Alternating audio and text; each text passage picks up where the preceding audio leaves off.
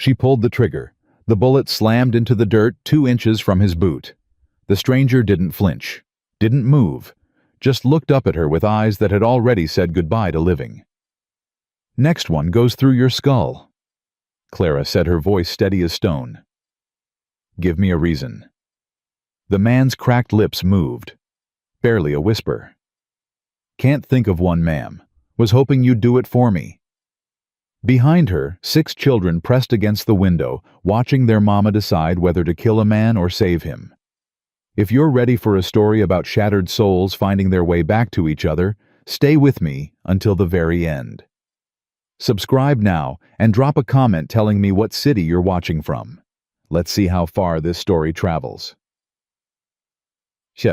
12 hours earlier, Caleb Mercer had made peace with dying. The trading post was empty, abandoned. Perfect place for a man to bleed out without bothering anyone. He pressed his palm against his shoulder.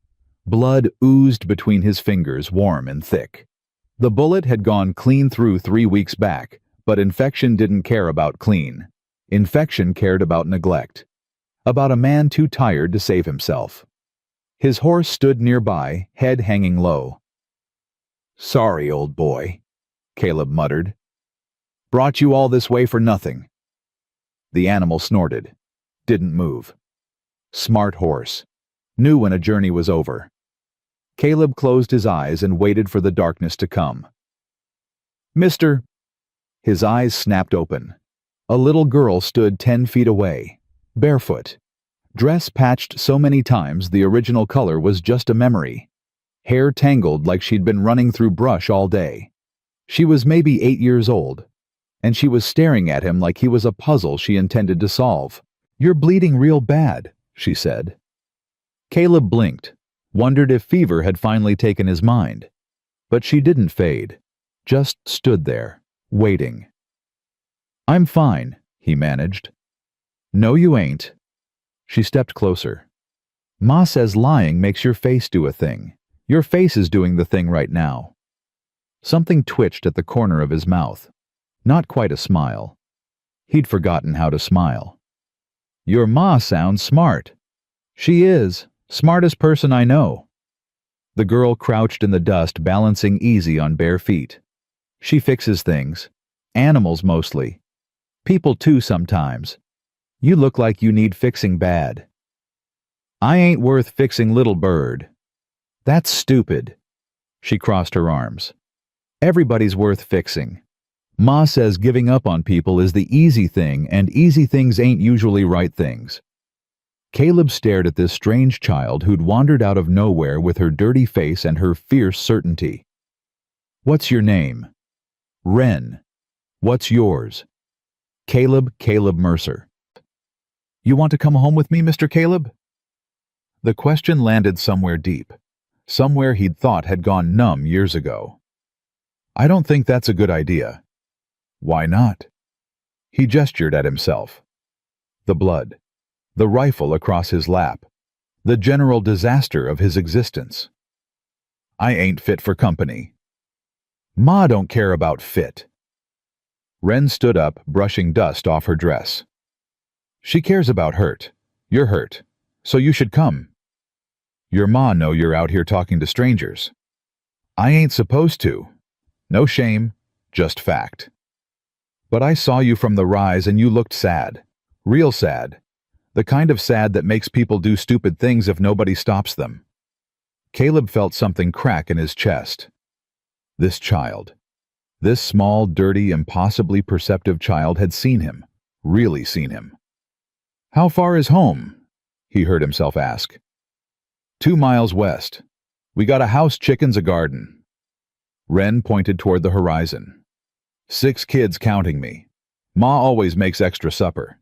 Just in case." "Just in case what?" "Just in case somebody needs it." She looked at him like this was obvious. "You need it bad, Mr. Caleb." He shouldn't go.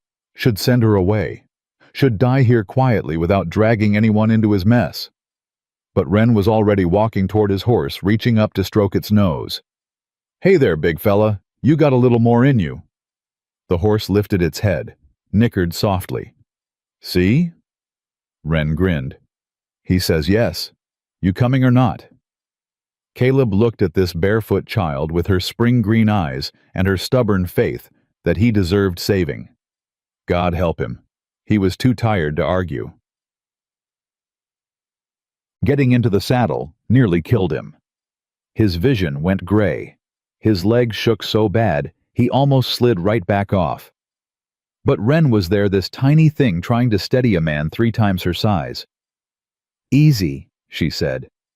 1 step at a time. That's what Ma always says. Your Ma says a lot of things. She's real smart, I told you. Caleb gripped the saddle horn with both hands.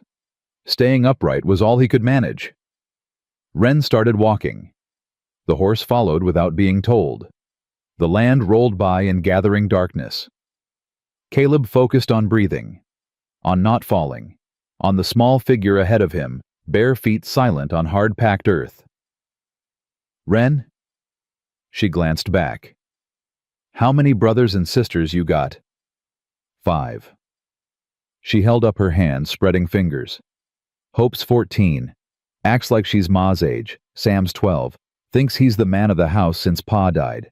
Lily's 10. Quiet as a church mouse. Eli's 6. Follows everybody around like a lost puppy. And Rosie's 3. Don't do much but be cute. Big family. Used to feel bigger. Ren's voice flattened. When Pa was alive. Caleb's grip tightened on the saddle horn. What happened to him? Army killed him. 3 years back. Fort Robinson. The words hit like a punch to the gut. He was a preacher. Ren continued, still walking, not looking back. Helped people the Army didn't want helped. Cheyenne mostly, women and children trying to escape. So they shot him for it. Caleb couldn't speak. His throat had sealed shut. Ma says he died doing what was right. Says that's the best way a person can go. Now Ren looked back at him. You was Army, wasn't you? I can tell by how you sit that horse. Yeah, he managed. I was. Ma hates the Army. Hates it deep down in her bones. Ren turned forward again. But she says there's a difference between the machine and the men inside it. Says some men got no choice. Some men got crushed up by it, same as the people they was ordered to hurt. She kept walking. Caleb kept following. And with every step, he understood more clearly what kind of house he was riding toward. A widow, 6 children. A husband killed by the same Army Caleb had served for 15 years. He should turn around. Should ride back into the darkness and let the night take him. But Ren's small figure kept moving forward. Still trusting. Still leading. And he kept following. The house rose from the darkness like something half buried. Adobe walls, sod roof. Built low into a hillside like it was trying to hide from the world. Smoke drifted from a chimney. Chickens roosted near a small coop. A vegetable garden stretched toward a creek barely visible in the fading light. Survival. That's what this place was. Survival held together with sweat and stubbornness. Ren stopped and turned to him. Ma don't like surprises. I'm gonna tell her you're here. You wait. Before he could answer, she was running toward the house. Caleb sat on his horse, swaying in the saddle, and wondered what the hell he'd gotten himself into. Then his body decided for him. The last of his strength gave out. He slumped forward. The world tilted sideways. He was falling. Voices. A woman shouting. Children crying out. Strong hands grabbed him before he hit the ground. I got you. The voice was right in his ear. Sharp. Controlled. Furious. Don't you dare die in my yard. Caleb tried to speak. Couldn't remember how. Hope, get water. Clean water. Sam, bring the medical kit. Lily, keep the little ones inside. Move. Footsteps scattered in all directions. Ren, what were you thinking bringing a stranger here? He was dying, Ma. I couldn't just leave him. You could've. You should've. But even as she said it, the woman was dragging Caleb toward a small building. Help me get him to the granary. They hauled him inside, dropped him on burlap sacks. Caleb's eyes fluttered open. Lamplight. A woman's face above him, sharp-featured and furious. Auburn hair escaping from a braid. Eyes the color of whiskey held up to firelight. "Can you hear me?" "Yeah." "Good. How long has this wound been infected?" "Don't know. Week maybe." "Week." She was already cutting away his shirt, hands quick and brutal. "You're lucky you ain't dead already." "Wasn't trying to be lucky." Her hands stopped, just for a second. Then she was working again, cleaning the wound with something that burned like hellfire. Caleb bit down on a scream. "There's cloth in here," worked its way deep. She dug into the wound with something metal. "Hold still." He couldn't hold still. Every nerve in his body was on fire. "Sam, hold his arms, hope his legs. Don't let him move." Weight pressed down on his limbs. Young faces above him, scared but determined. The woman dug deeper. Caleb's vision went white. Got it. The pressure released. Cool air hit the wound. Then bandages tight and professional. "He's burning up," someone said. The teenage girl. Hope. "Fever's gonna get worse before it gets better. We need to keep him cool, keep the wound clean, and pray infection hasn't spread too far." "Why are we helping him?" Hope's voice was hard. "We don't know anything about him." "Because your sister brought him here. Because I ain't gonna let a man die in front of my children." The woman stood up. "And because God's watching even if nobody else is." Caleb's eyes found hers. "Thank you," he whispered. "Don't thank me yet." Her face was stone. "You might wish I'd let you die before this is over." Then the darkness took him. 3 days. That's how long the fever held him. 3 days of fire and ice, of nightmares that felt more real than waking, of faces he'd tried to forget swimming up from the darkness to accuse him. Sometimes he heard voices, the woman giving orders, children moving around him, small hands pressing cool cloths to his forehead. Once he could have sworn he heard Wren talking to him. "You gotta wake up, Mr. Caleb. You gotta. I didn't bring you all this way for nothing." He wanted to tell her he was trying, that some part of him was fighting to come back, but the words wouldn't come. On the third night, the fever broke. Caleb opened his eyes to gray dawn light filtering through cracks in the wooden walls. His shoulder throbbed, but the fire was gone. The desperate burning had faded to something almost bearable. He was alive. For a long moment, he just lay there staring at the rough ceiling, trying to remember how he'd gotten here.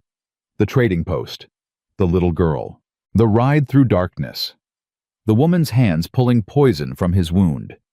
He sat up slowly. His head swam, but held steady. The granary door stood open.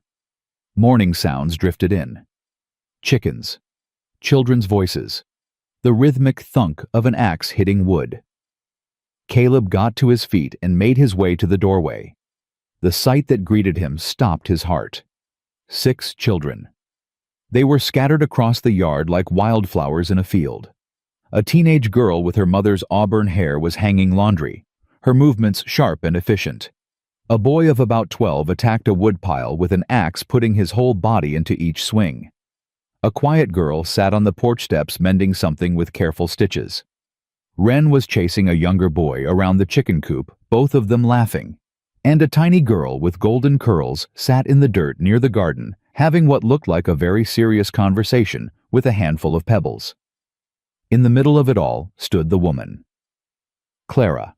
He'd heard someone call her Clara during the fever. She was tall, lean, built from hard work and harder choices.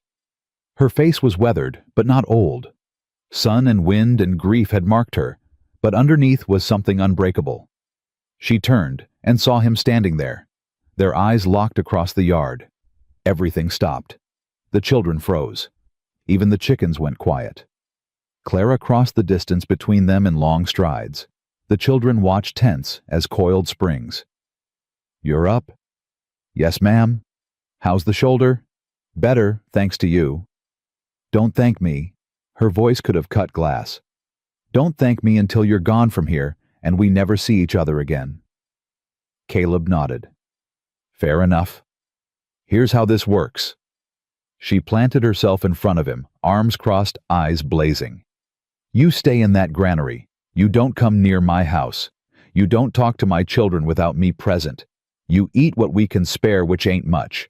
You rest until you can ride. Then you leave, and you never come back. Understood. And if you so much as look wrong at any of my kids, I would never harm a child. The words came out harder than he intended. Whatever else I am, I ain't that. Men say a lot of things. Clara didn't blink. I learned a long time ago to watch what they do instead. She turned to leave. Ma'am? She stopped, but didn't turn around. Your daughter saved my life. I know you didn't want her to. I know you've got every reason to hate a man like me. But she did it anyway, and I owe her a debt I can't repay. Clara's shoulders tightened. Wren's got a soft heart. Sees good in everybody, even when it ain't there.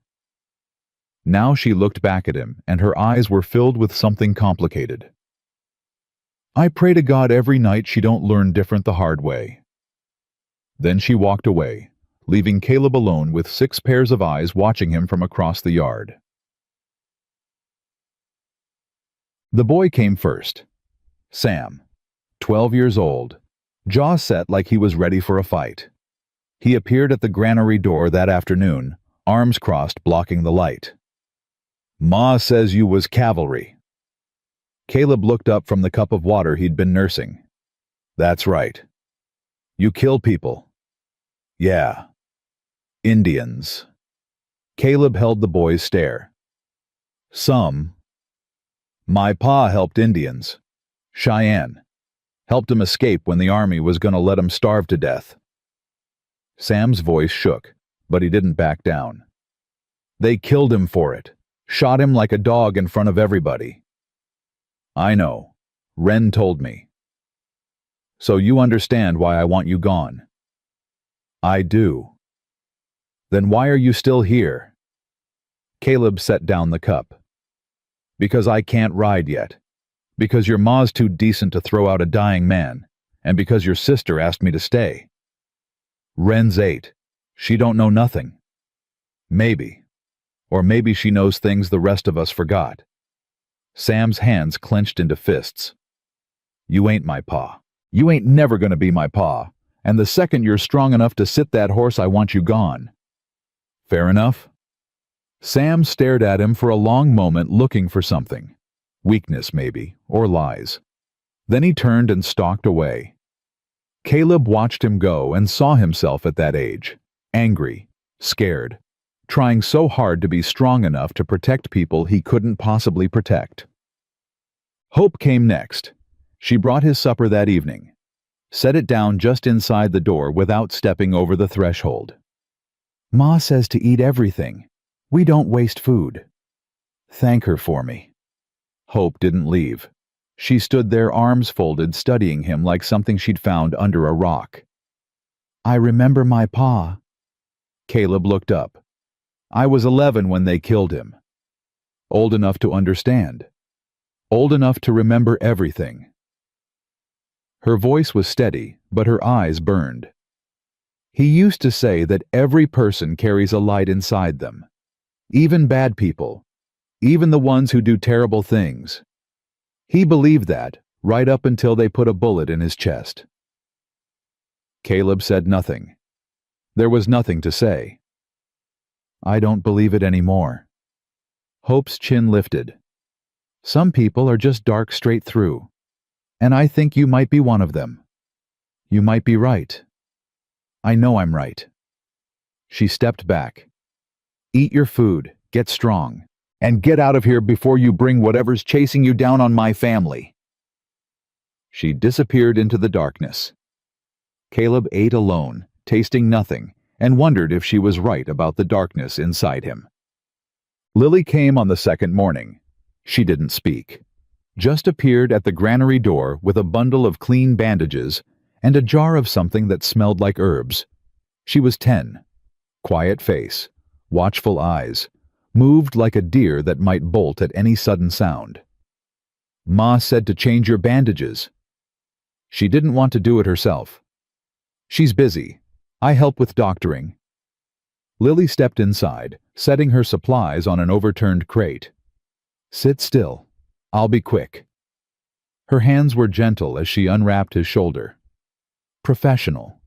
She'd done this before. "You're good at this," Caleb said.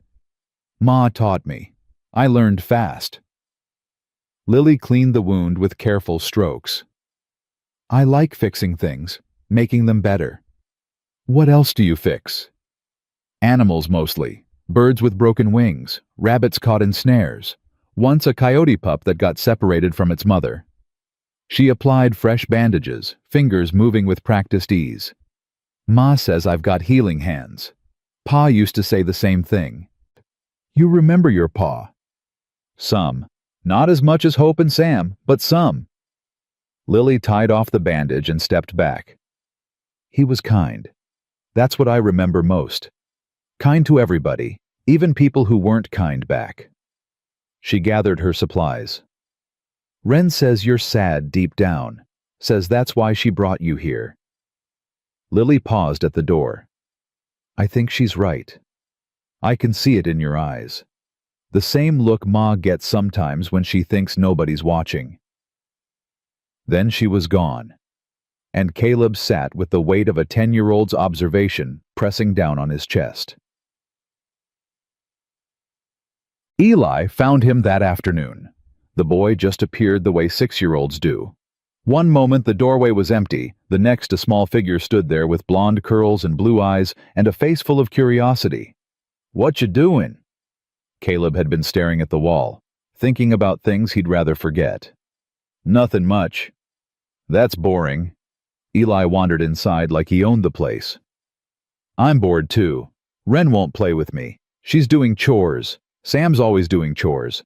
Hope tells me to go away." "What about Lily?" "She's reading. She always reads."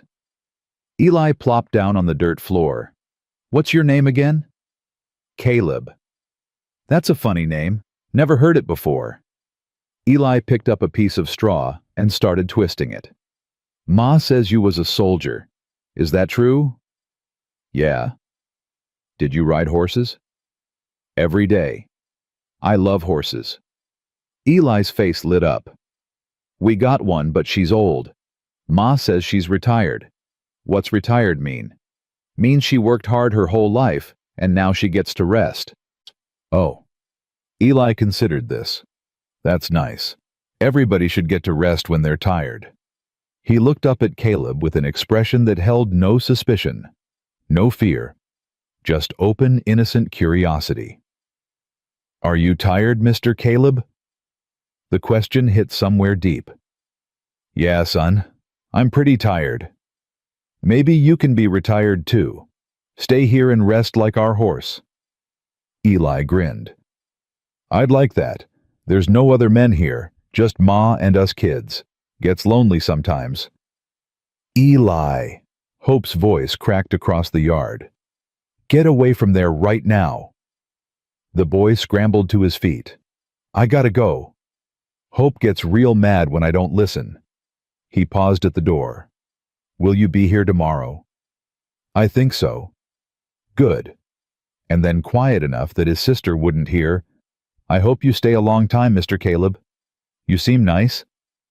He ran off toward the house. Caleb watched him go and felt something shift in his chest. Something that had been frozen solid for years. Rosie was last. She toddled up to the granary the next morning, while Caleb was sitting in the doorway, letting the sun warm his face. 3 years old, golden curls, chubby cheeks, a rag doll clutched in one fist. She stopped about 5 feet away and stared at him with huge brown eyes. "Hi," Caleb said.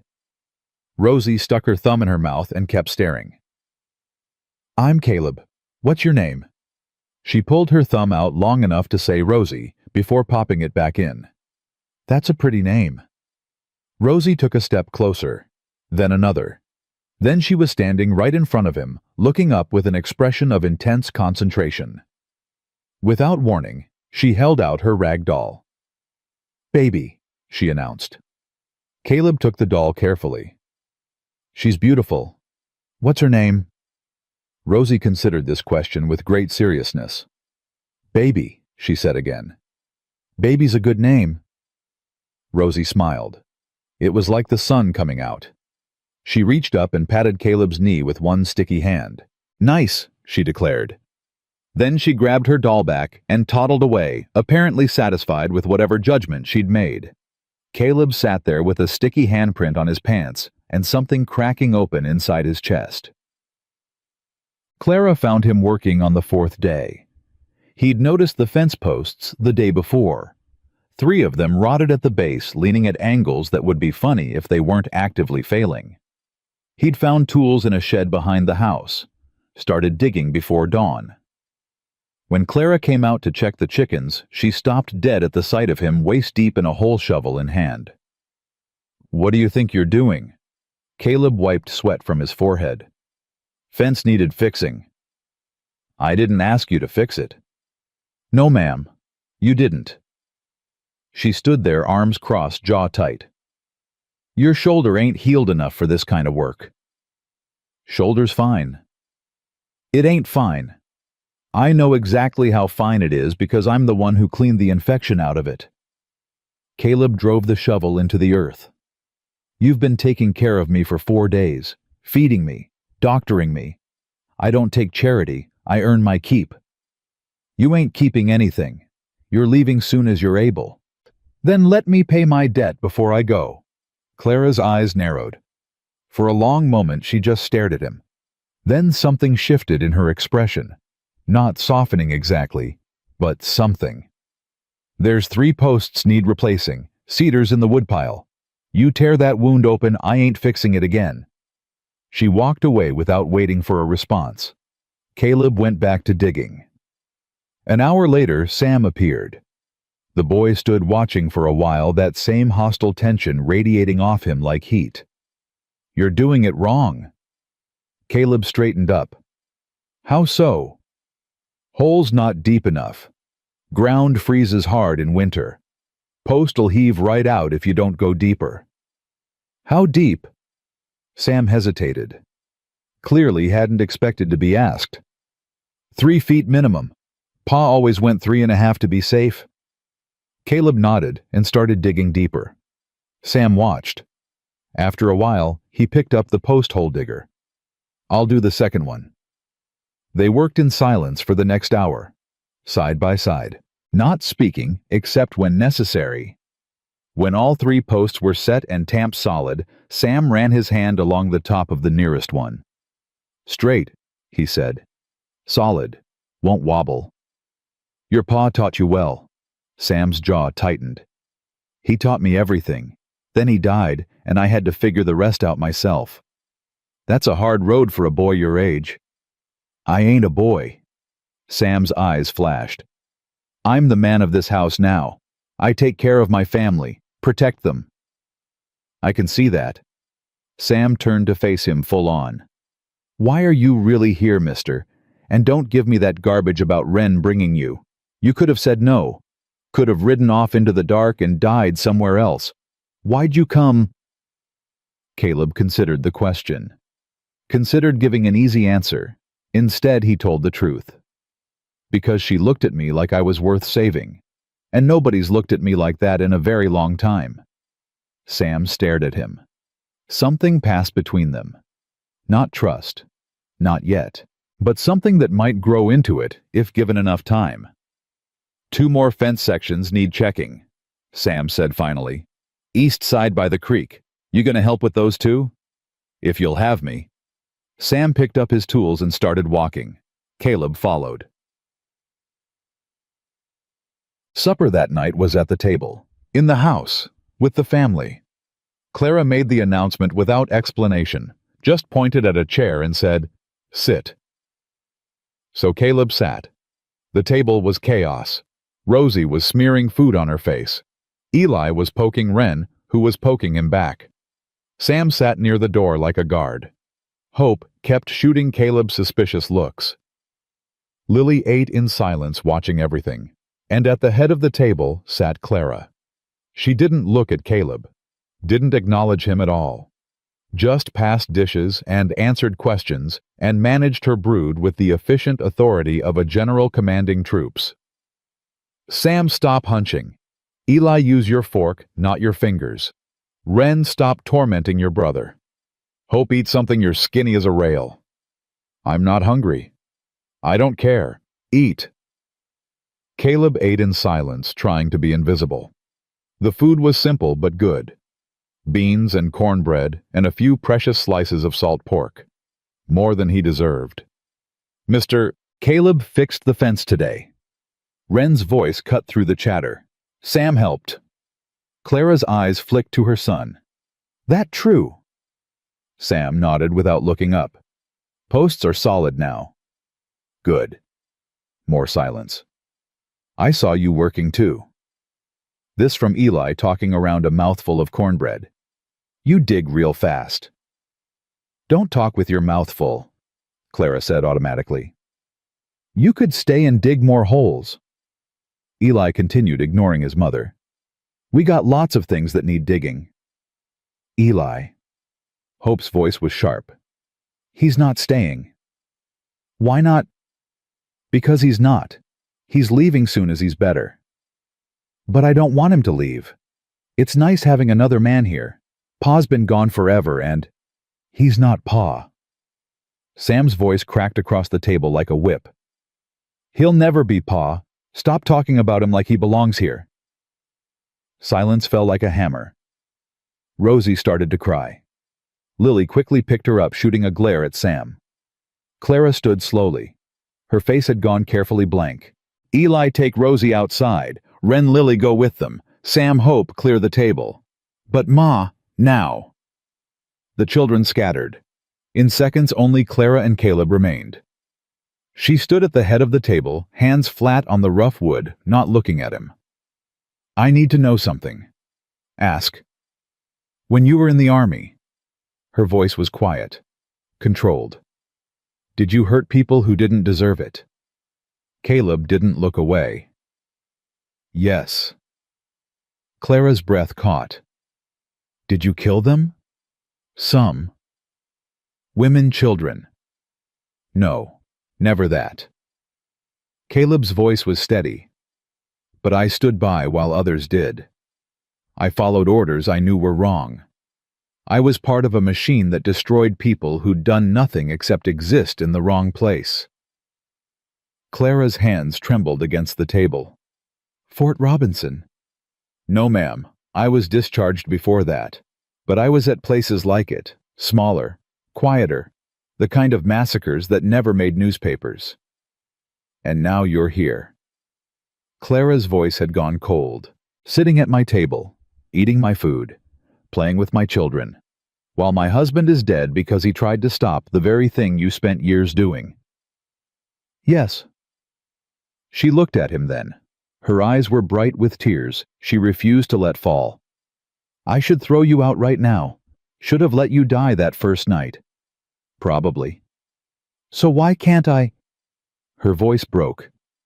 Why do I keep feeding you and doctoring you and letting my children get attached when everything inside me is screaming to put a bullet in you and be done with it? Caleb stood slowly. Because you're not like me. You never were. He moved toward the door, giving her space. You and your husband, you spent your lives trying to help people, trying to do right, even when the whole world punished you for it. That's who you are. It's who your children are going to grow up to be. He paused at the doorway. I spent my life following orders and pretending that made the terrible things I did somebody else's fault. It didn't.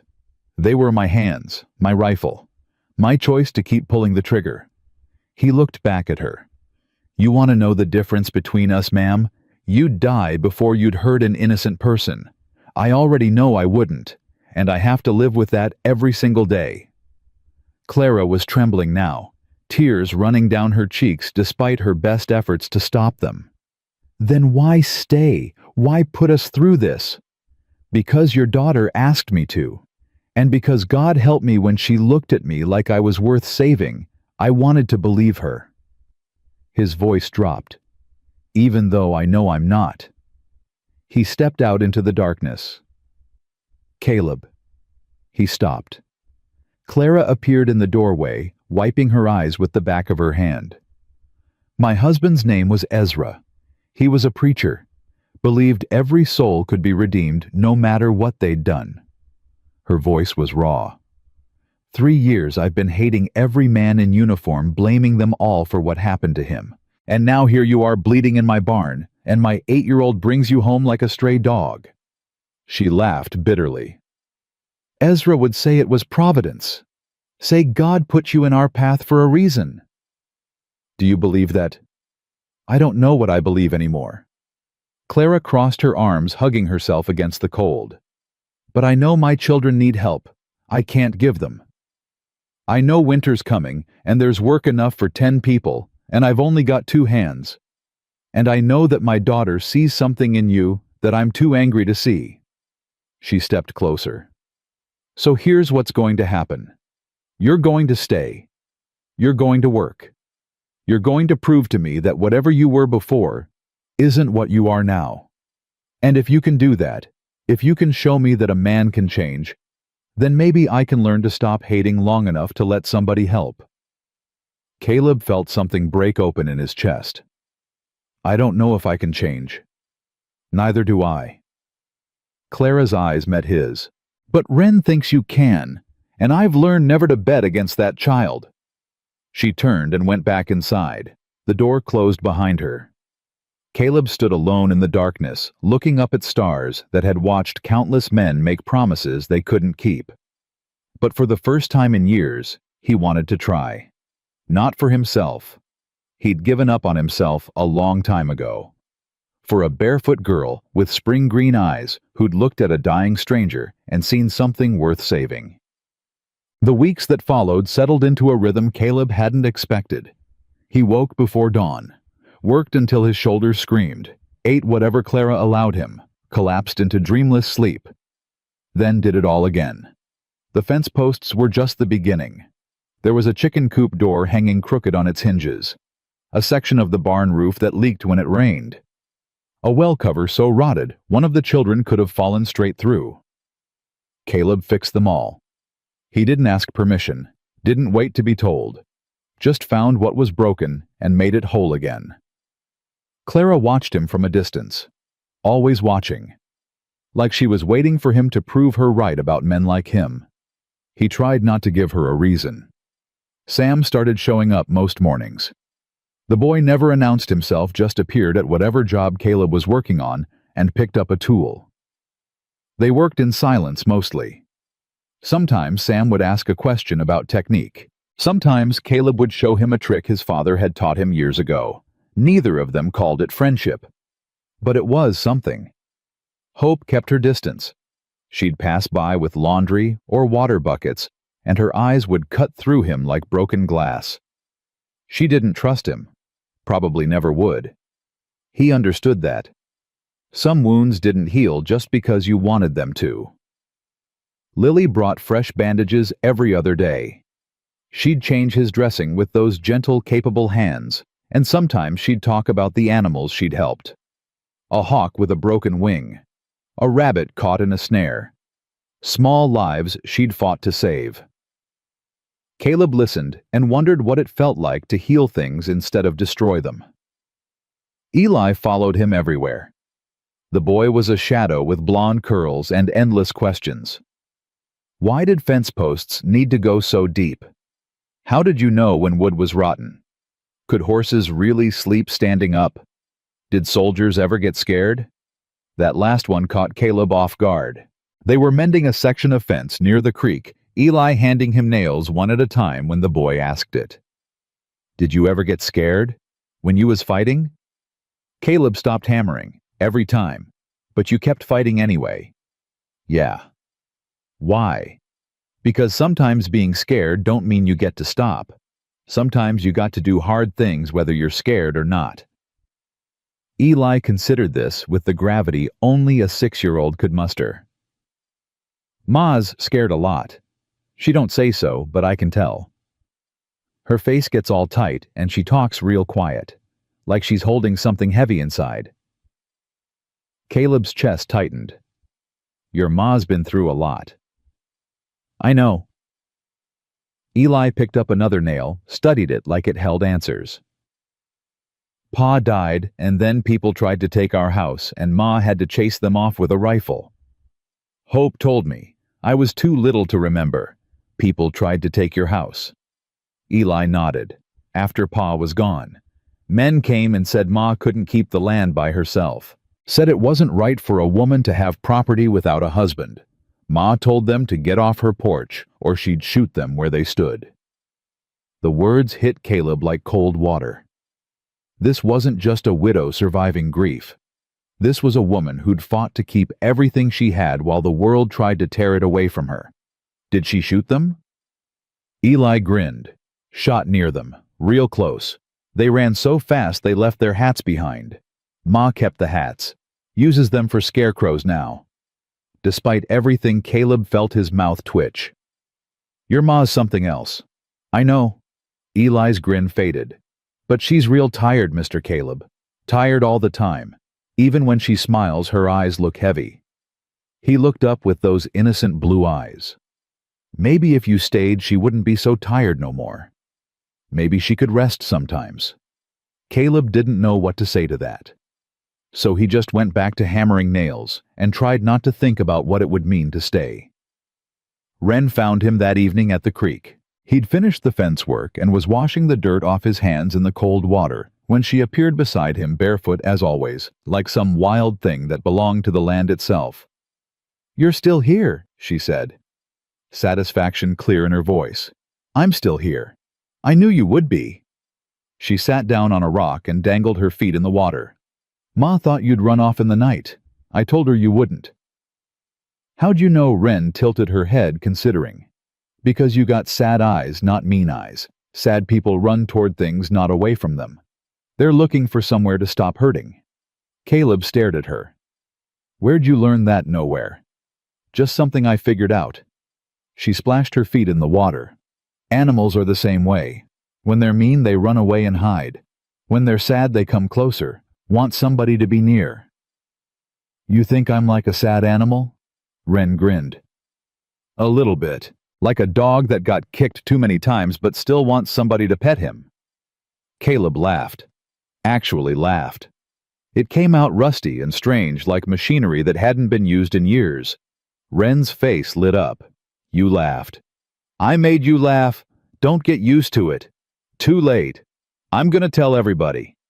Wren jumped up, already running toward the house. Ma? Ma? Mr. Caleb laughed. I heard it. Caleb watched her go and felt something warm bloom in his chest. Something that felt dangerously like hope. Clara was in the garden when he walked back to the granary. She was pulling weeds with the kind of aggressive efficiency that suggested she was working through something in her head. He should have walked past, should have given her space. Instead, he stopped. Eli told me about the men who came after your husband died. Clara's hands stilled in the dirt. Told me they tried to take your land. Told me you ran them off with a rifle. She sat back on her heels, not looking at him. What else did he tell you? That you kept their hats? Use them for scarecrows. A sound escaped her, almost a laugh. That boy talks too much. He's proud of you. Clara was quiet for a moment. Then she stood brushing dirt off her hands. They came 3 times, different men, same message. A woman alone can't hold property. It ain't natural. It ain't right. She finally looked at him. First time I reasoned with them, showed them the deed. Ezra made sure my name was on everything, legal and proper. Didn't matter. What happened? They came back a week later, said papers could get lost, fires happen, accidents happen. Her jaw tightened. That's when I got the rifle. And the 3rd time, Clara's eyes went cold. The 3rd time they brought torches.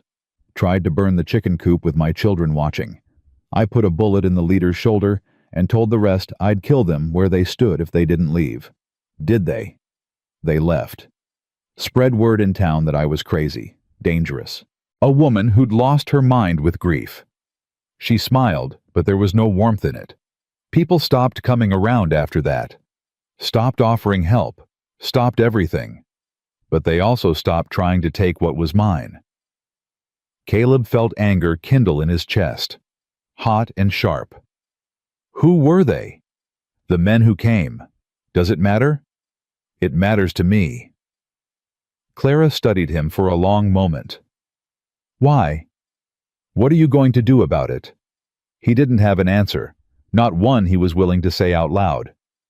Whatever you're thinking, stop. Clara picked up her basket of weeds.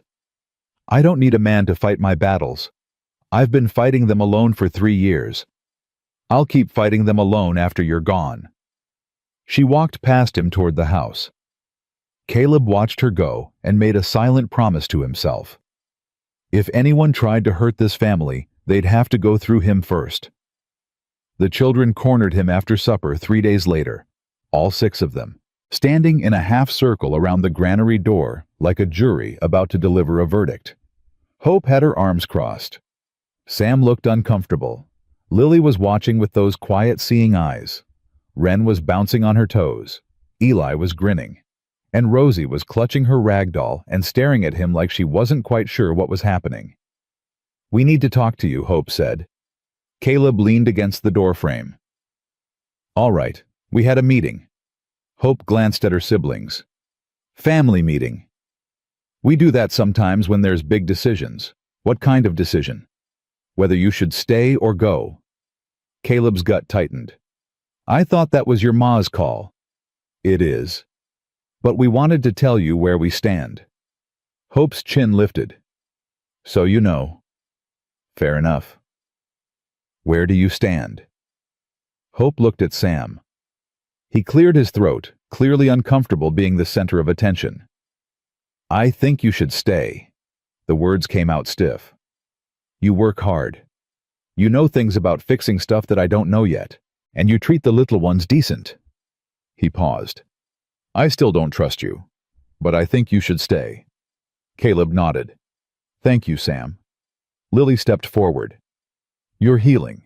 Not just your shoulder, but something inside. I can see it. She tilted her head. Broken things shouldn't be thrown away just because they're broken. They should be fixed. Wren pushed to the front. I already said my piece when I brought you here. You should stay forever. End of story. Eli nodded vigorously. Me too. You should stay and be our new pa. The word hit Caleb like a physical blow. Eli. Hope's voice was sharp. We talked about this, but I want him to stay. That doesn't mean you call him pa. Pa was pa. Nobody else is pa. Eli's lower lip trembled. But I don't even remember pa. I was only 3. I don't gotta pay like you and Sam do. All I got is nothing. The silence that followed was crushing. Lily knelt down beside her brother. Eli pa's still in your heart. Just because you don't remember his face doesn't mean I don't want him in my heart. Eli's voice broke. I want a real pa. One that's here. One that picks me up and teaches me stuff and tucks me in at night. Tears spilled down his cheeks. Hope's got memories. Sam's got memories.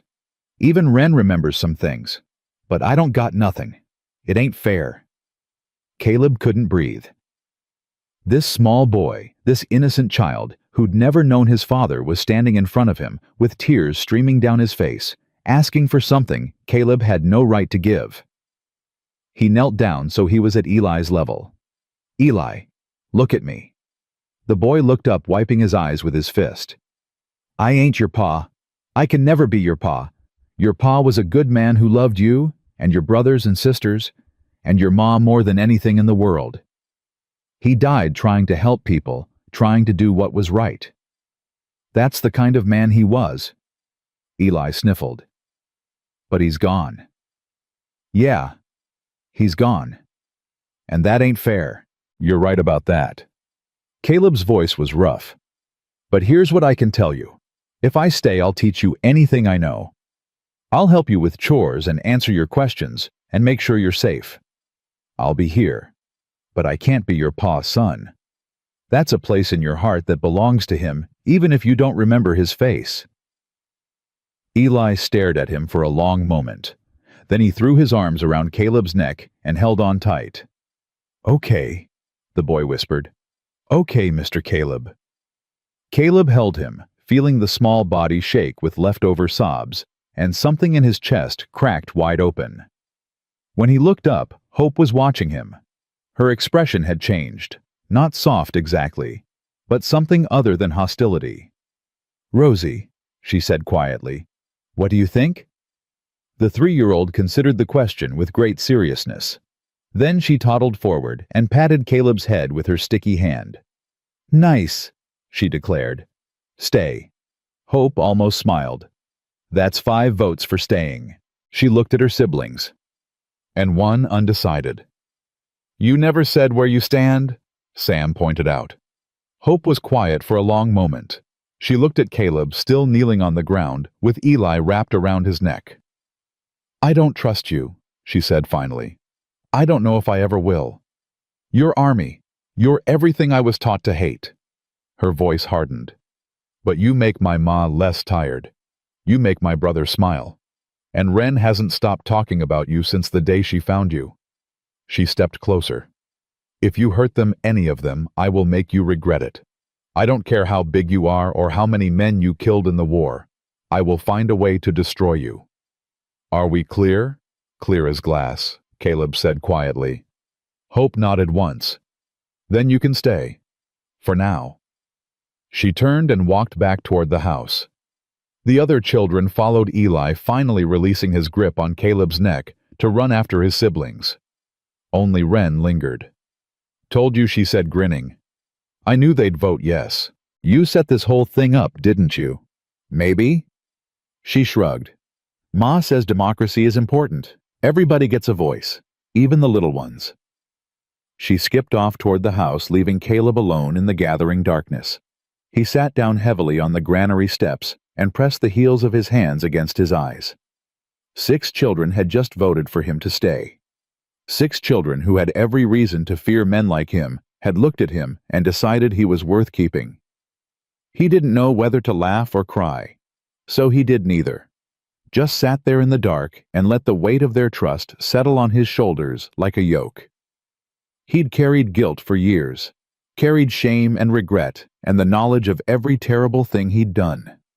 But trust was heavier. Trust meant he couldn't fail them, couldn't let them down, couldn't become what Clara feared he might be. The door to the house opened. Lamplight spilled across the yard. Clara stood silhouetted in the doorway watching him. "Heard there was a vote," she called out. Caleb stood. "Seems like there was. And 5-1, in favor of staying." Clara was quiet for a moment. "Let me guess. Hope was the one," she said, undecided. "That's as close to yes as Hope gets these days." Clara stepped out onto the porch, pulling a shawl around her shoulders against the evening chill. She crossed the yard, slowly stopping a few feet away from him. "Eli called you Pa. I told him I couldn't be that." "I heard." Clara's voice was soft. "You handled it well. Better than I would have. He's a good boy. He just misses something he never had. They all do. Just shows different. Hope's angry. Sam's trying to fill shoes too big for him. Lily's gone quiet. Ren's turned wild. Eli's hungry for something he can't name. And Rosie—" Clara's voice caught. "Rosie won't even know what she's missing until she's old enough to understand." Caleb didn't know what to say, so he said nothing. Clara looked up at the sky. Stars were coming out sharp and bright. Ezra used to say that every star was a soul watching over us. She smiled sadly. "I used to think that was beautiful. Now I just think it's lonely. All those souls up there, and not one of them can reach down and help. Maybe they sent me instead." The words came out before Caleb could stop them. Clara looked at him sharply. "I don't mean—" He ran a hand through his hair. "I just mean maybe there's a reason Ren found me that day. Maybe there's a reason I didn't die at that trading post. Maybe what? Maybe I'm supposed to be here. To help. To do something good for once in my miserable life." Clara stared at him for a long moment. Then she did something he didn't expect. She laughed. It wasn't cruel, wasn't mocking. just surprised, like the sound had escaped before she could catch it. "You sound like him," she said. "Like Ezra. He believed in providence too. Believed everything happened for a reason. Do you believe that I believe in getting up every morning and doing what needs to be done?" Clara wrapped her shawl tighter. "I believe in feeding my children and keeping them safe and fighting like hell to hold on to what's ours. I believe in being too stubborn to quit even when quitting makes sense." She met his eyes. "But maybe I'm starting to believe in you too. Just a little." The words hung in the air between them. Caleb felt something shift, something that had been wound tight for weeks, finally starting to loosen. "I won't let you down. Don't make promises you can't keep." "I'm not making a promise." Caleb's voice was steady. "I'm making a statement. I won't let you down. Whatever happens, whatever comes, I will stand between your family and anything that tries to hurt them." Clara's eyes searched his face, looking for lies, looking for weakness. Whatever she found seemed to satisfy her. "Breakfast is at dawn," she said. "Don't be late." She turned and walked back to the house. At the door she paused. "And Caleb." Her voice was soft enough that the children wouldn't hear. "The spare room off the kitchen. It's warmer than the granary. Cleaner, too. If you wanted to." She trailed off. It wouldn't mean anything. "Just practical. I'll get my things." Clara nodded once and disappeared inside. Caleb stood alone in the starlight, feeling like he'd just passed a test he hadn't known he was taking. A room in the house. Not the granary. Not exile. A room where the family lived. He gathered his few belongings and walked toward the light. Behind him, the granary stood empty. The place where he'd almost died, where he'd fought fever and despair, where he'd first started to believe he might be worth saving. Ahead of him was the house. The family. The future he hadn't dared to hope for. He crossed the threshold and didn't look back. The next morning, everything changed. A rider appeared on the horizon just after dawn. Caleb saw him first. He was chopping wood near the house building up stores for winter when movement caught his eye. Single rider, good horse, coming slow and deliberate. Something in the way the man sat. His saddle made Caleb's neck prickle. Clara. She came out of the house at his tone. Saw the rider. Her whole body went rigid. "Get the children inside. They're doing chores. Inside. Now." Something in his voice made her move without arguing. She called out sharp and quick, and children appeared from all directions. Hope from the laundry, Sam from the barn, Lily from the garden, Ren and Eli from wherever they'd been playing. House. Now. All of you. "Ma, what's now?" "Hope." The children disappeared inside. Clara turned back to Caleb. "You know who that is, no. But I know trouble when I see it." She went into the house and came back with a rifle, handed it to him without a word. The rider reached the yard and stopped. He was older, maybe 55-60, silver hair under a black hat, expensive coat, clean boots that had never seen a day's hard work. But it was his eyes that Caleb noticed most.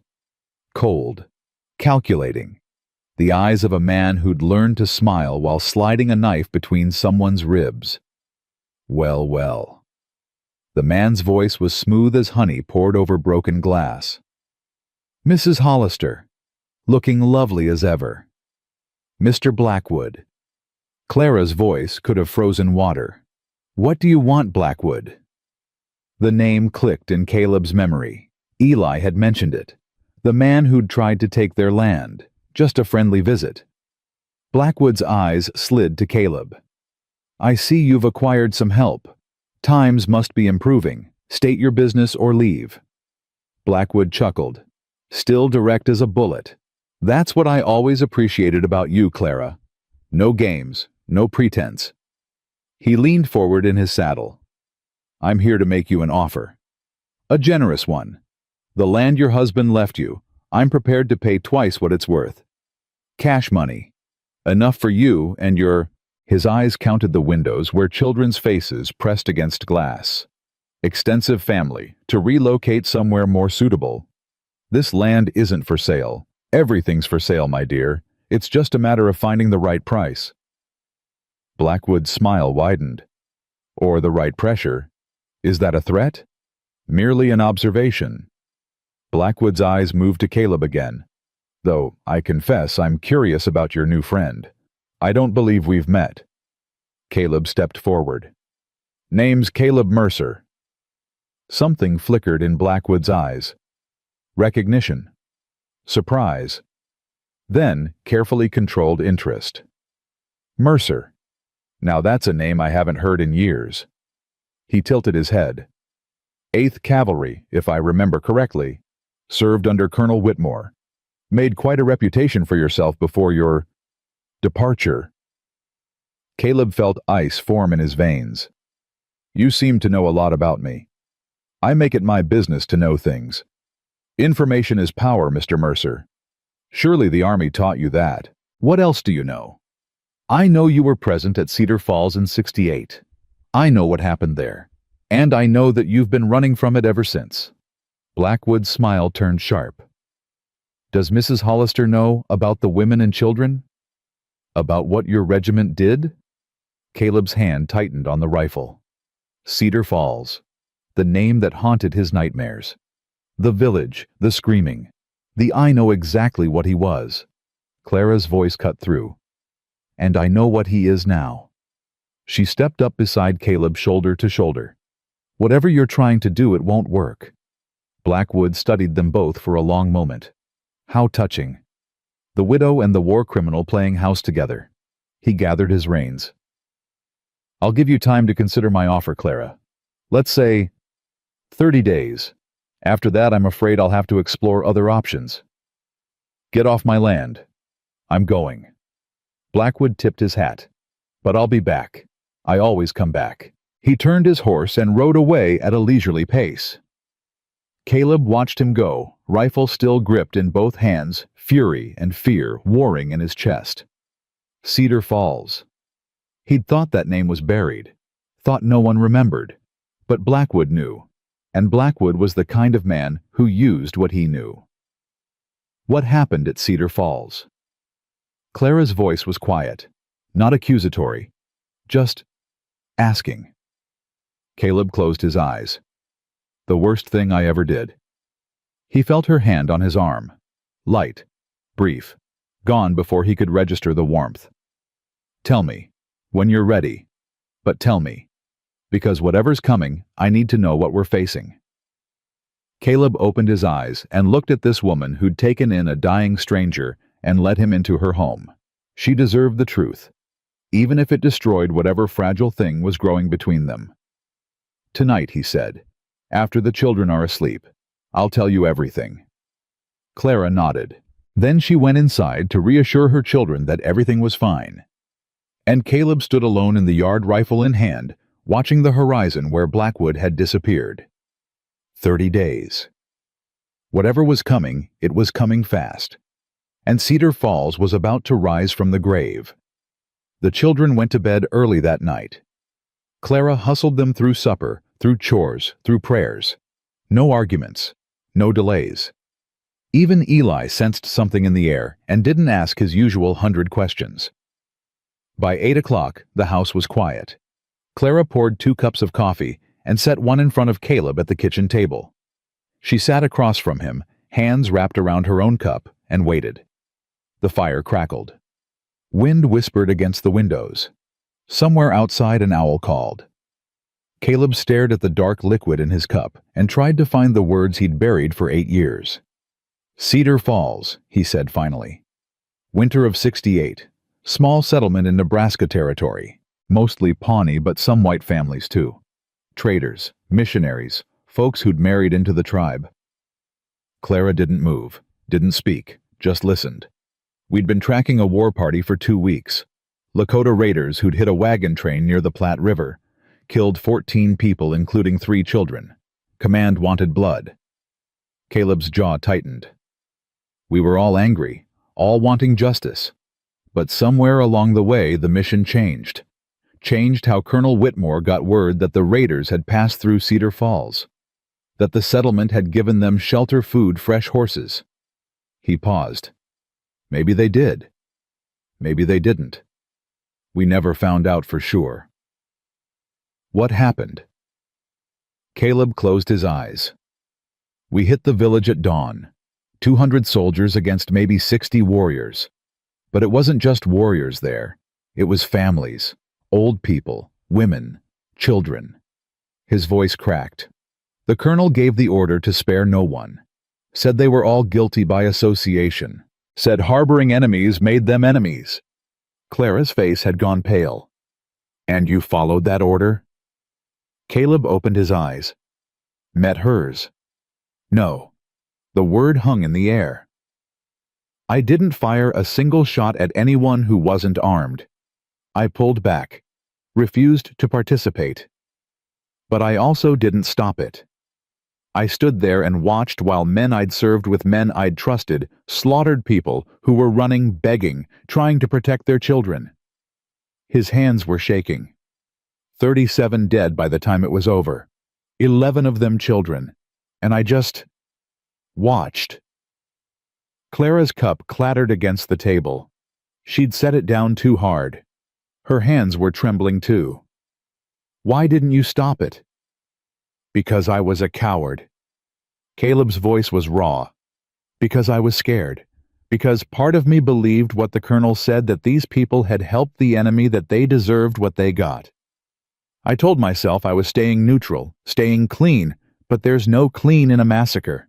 You're either fighting against it or you're part of it. Silence fell between them. Clara stood up abruptly, walked to the window, stood with her back to him. That's why Blackwood knows you, she said. He was there. Quartermaster. Never saw combat, but he saw everything else. Kept records. Names, dates, body counts. Caleb's fists clenched. He's been building power ever since. Uses what he knows about men like me to get what he wants. And what does he want from us? The land. The water rights. Caleb pushed back from the table. Your property sits on the only reliable water source for 20 miles. Whoever controls it controls the whole valley. Clara turned to face him. That's why he's been pushing so hard. All these years. He tried to get it legally first. When that didn't work, he tried intimidation. Now he's got leverage. Caleb met her eyes. Me. He's going to use what he knows about Cedar Falls to turn people against you. Make you look like a fool, or worse, for taking me in. Then maybe you should leave. The words cut deeper than any blade. Is that what you want? Clara's jaw tightened. I want my children safe. I want to keep this land that my husband died protecting. I want to not have to choose between those things. She crossed her arms. But no, I don't want you to leave. Caleb felt something release in his chest. Even knowing what I did, you didn't do anything. You stood by while others did. Clara's voice was hard. That's not the same thing. It's close enough. No, it's not. She stepped toward him. My husband stood by too at first, when the army started rounding up the Cheyenne. When they started letting them starve in camps. He followed orders. Did what he was told. Tried to convince himself it was necessary. What changed Fort Robinson? Clara's eyes burned. He watched children dying of hunger and disease while the army held back medicine and food. He watched mothers giving up the last of their rations so their babies could eat, then dying themselves. And something inside him broke. She was close to him now, close enough that he could see the tears she was fighting. He made a choice, Caleb. He stopped following orders and started following his conscience. And they killed him for it. She grabbed his shirt, fingers twisting in the fabric. But at least he died knowing he'd finally done the right thing. I don't know if I can do what he did. Yes, you do. Clara's grip tightened. You already are. You're standing here instead of running. You're facing what you did instead of hiding from it. You're choosing to protect people instead of hurt them. She released him, stepped back. That's all redemption is, Caleb. It's not erasing the past. It's not pretending it didn't happen. It's choosing every single day to be better than you were, to do better than you did. Caleb stared at her. This woman who had every reason to hate him, who had lost her husband to the same machine that had made Caleb into a weapon, who was standing in front of him now offering something that looked terrifyingly like forgiveness. Why, he asked. Why aren't you throwing me out? Because Ren brought you here for a reason. Clara's voice softened. Because my children voted to keep you. Because somewhere under all that guilt and shame, there's a good man trying to dig himself out. She turned away, gathering the coffee cups. And because I'm tired, Caleb. Tired of carrying everything alone. Tired of fighting the whole world with nothing but stubbornness and a rifle. She set the cups in the wash basin. If Blackwood's coming for us, I'd rather face him with you beside me than face him alone. Caleb moved without thinking. He crossed the kitchen in 3 steps and took her hand. Clara froze. You won't face him alone, he said. Whatever happens. Whatever he throws at us. You won't face it alone. She looked down at their joined hands, then up at his face. Something passed between them, something neither of them was ready to name. Then Clara pulled her hand away. Get some sleep, she said quietly. Tomorrow we start preparing. Preparing for what? For war. She walked out of the kitchen without looking back. Caleb stood alone in the firelight, his hand still warm where hers had been. The next 2 weeks were a blur of preparation. Caleb reinforced the barn doors, built shutters that could be barred from inside, dug a root cellar deep enough to hide in if trouble came at night. Sam worked beside him without complaint. The boy had heard whispers of what was coming enough to understand the danger enough to stop questioning and start acting. You think he'll really come back? Sam asked one afternoon. They were building a fence around the well, something solid enough to defend if needed. Caleb drove a nail home. Men like Blackwood always come back. They don't know how to let things go. What are we going to do when he does whatever we have to? Sam was quiet for a moment. Pa would have tried to talk to him, find a peaceful solution. Your pa was a good man. Yeah. Sam's voice cracked. And they killed him for it. Caleb stopped working, looked at the boy. Sam was trying so hard to be strong, trying so hard to be the man of the house. But underneath the bravado was a 12-year-old kid who'd lost his father and didn't know how to carry the weight that had fallen on his shoulders. Sam, listen to me. The boy looked up. Your pa tried to make peace, and it cost him his life. But that doesn't mean he was wrong. It means the world wasn't ready for him. Caleb put a hand on Sam's shoulder. Sometimes the peaceful way doesn't work. Sometimes you have to fight. But you never start with fighting. You always try the other thing first. What if the other thing fails? Then you fight like hell, and you don't stop until your family is safe. Sam stared at him for a long moment. Is that what you're gonna do? Fight for us? Yeah, son, that's exactly what I'm gonna do. Sam nodded slowly. Then he picked up his hammer and went back to work. But something had changed in his posture.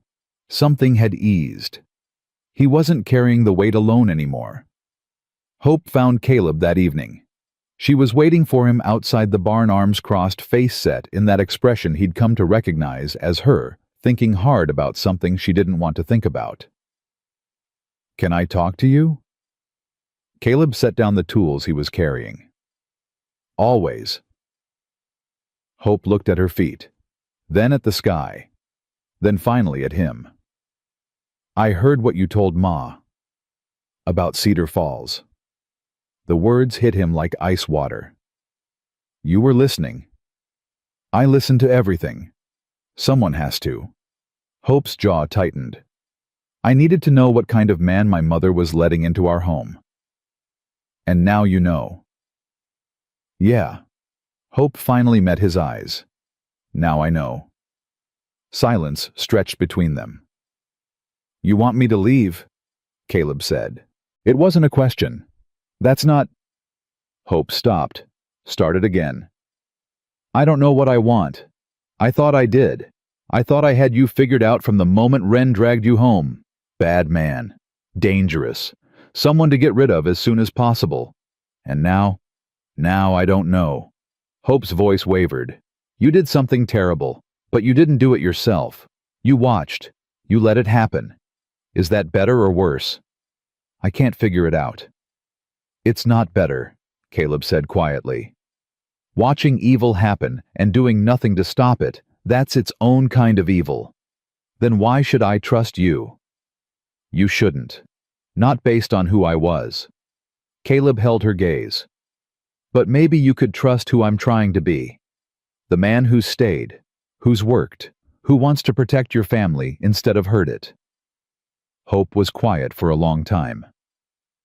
Pa used to say everyone deserves a second chance, she said finally. I thought that was naive, thought it was weakness. She swallowed hard. But maybe it was just the opposite. Maybe giving someone a chance to change is the hardest, bravest thing you can do. She stepped closer. I'm not forgiving you. I don't know if I can do that. But I'm choosing to give you a chance. Don't make me regret it. I won't. Hope nodded once. Then she walked away toward the house. Caleb watched her go and felt something shift inside him. Hope's trust was different from the others. It wasn't given freely like Wren's or Eli's. It wasn't pragmatic like Clara's or reluctant like Sam's. It was a choice. A deliberate, hard-won choice to believe in the possibility of change. That made it the most precious gift any of them had given him. The storm came 3 days later. Not Blackwood. Not yet. An actual storm. The kind that rolled in from the mountains, with winds that screamed like dying things, and snow that fell so thick you couldn't see your hand in front of your face. Caleb had seen storms before, had survived them on the plains with nothing but a horse and a prayer, but he'd never seen one this bad. Everyone inside. Clara's voice cut through the howling wind. Now! The children scrambled. Caleb helped Lily carry the youngest chickens into the barn, then grabbed Eli when the boy slipped in the rapidly accumulating snow. I got you. Hold on. He carried Eli to the house and deposited him inside. Clara was counting heads, making sure everyone was accounted for. Hope, Sam, Lily, Wren, Eli, Rosie. She stopped. Where's Rosie? The color drained from her face. She was right here, Hope said. Right behind me. Rosie, Clara's voice went shrill. Rosie. No answer. Just the roar of the wind. Caleb was moving before he could think. Stay here, he ordered. Keep the children inside. He plunged into the storm. The cold hit him like a wall. Snow drove into his face, his eyes, his lungs. He couldn't see more than 3 feet in any direction. Rosie, he shouted. Rosie, where are you? Nothing. He pushed forward, fighting through drifts that were already knee-deep. The barn? She might have gone to the barn. She loved the animals. He found her behind the chicken coop. 3 years old. Golden curls plastered to her face. Blue lips. Eyes closed. She was so small. So cold. So still. Caleb scooped her up and pressed her against his chest, wrapping his coat around her tiny body. Hold on, baby. Hold on. He ran. The wind tried to push him back. The snow tried to blind him. His feet slipped on ice, and he went down hard, twisting to protect Rosie from the impact. Pain shot through his shoulder, the old wound screaming. He got up, kept running. The house appeared through the white curtain. The door flew open, and Clara was there reaching for her daughter. Give her to me. She's breathing. Barely. Get her warm. They stumbled inside. Clara stripped off Rosie's wet clothes and wrapped her in blankets. Sat by the fire, rocking her, rubbing her hands, calling her name. Come on, baby. Come on. Open your eyes for Mama. The other children huddled together, terrified. Wren was crying. Eli had his face buried in Hope's shoulder. Sam stood rigid, fists clenched. Caleb knelt beside Clara, adding his warmth, rubbing Rosie's tiny feet. Minutes passed. Hours. Years. Then Rosie coughed. Her eyes fluttered open. Mama, I'm here, baby. I'm right here. Cold. Rosie's voice was barely a whisper. I got cold. I know, sweetheart. I know. Clara was crying now, tears streaming down her face. But you're warm now. You're safe. Rosie's eyes found Caleb. Nice man, she mumbled. Nice man found me. Then she closed her eyes and fell asleep. Clara looked at Caleb. Her face was wet with tears, her hair wild, her whole body shaking. You saved her. I just found her. You saved her. Clara's voice broke. She would have died. 3 more minutes, and she would have died. Caleb couldn't speak. His throat had closed up. Clara reached out and gripped his hand. Thank you, she whispered. Thank you.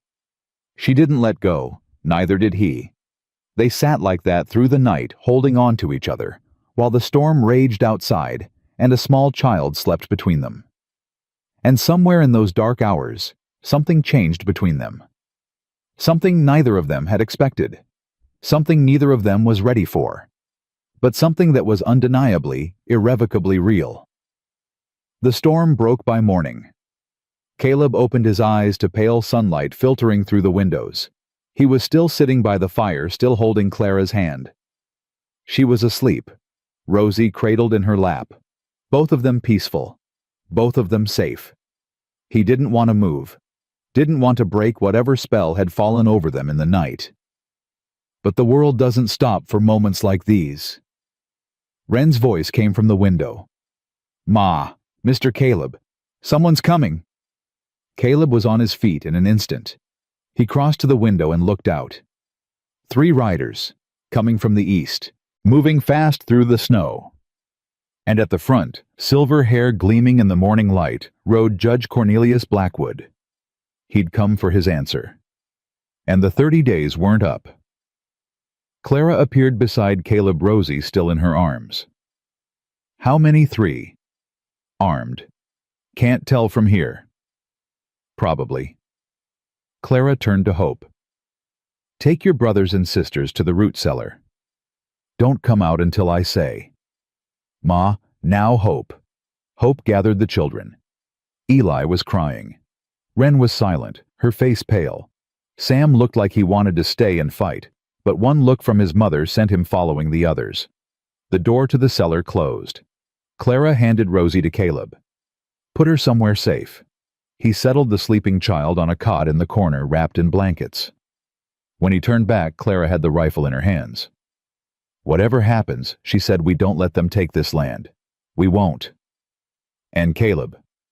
She met his eyes. Whatever you were at Cedar Falls, you're not that man anymore. You proved that last night. She opened the door and stepped out onto the porch.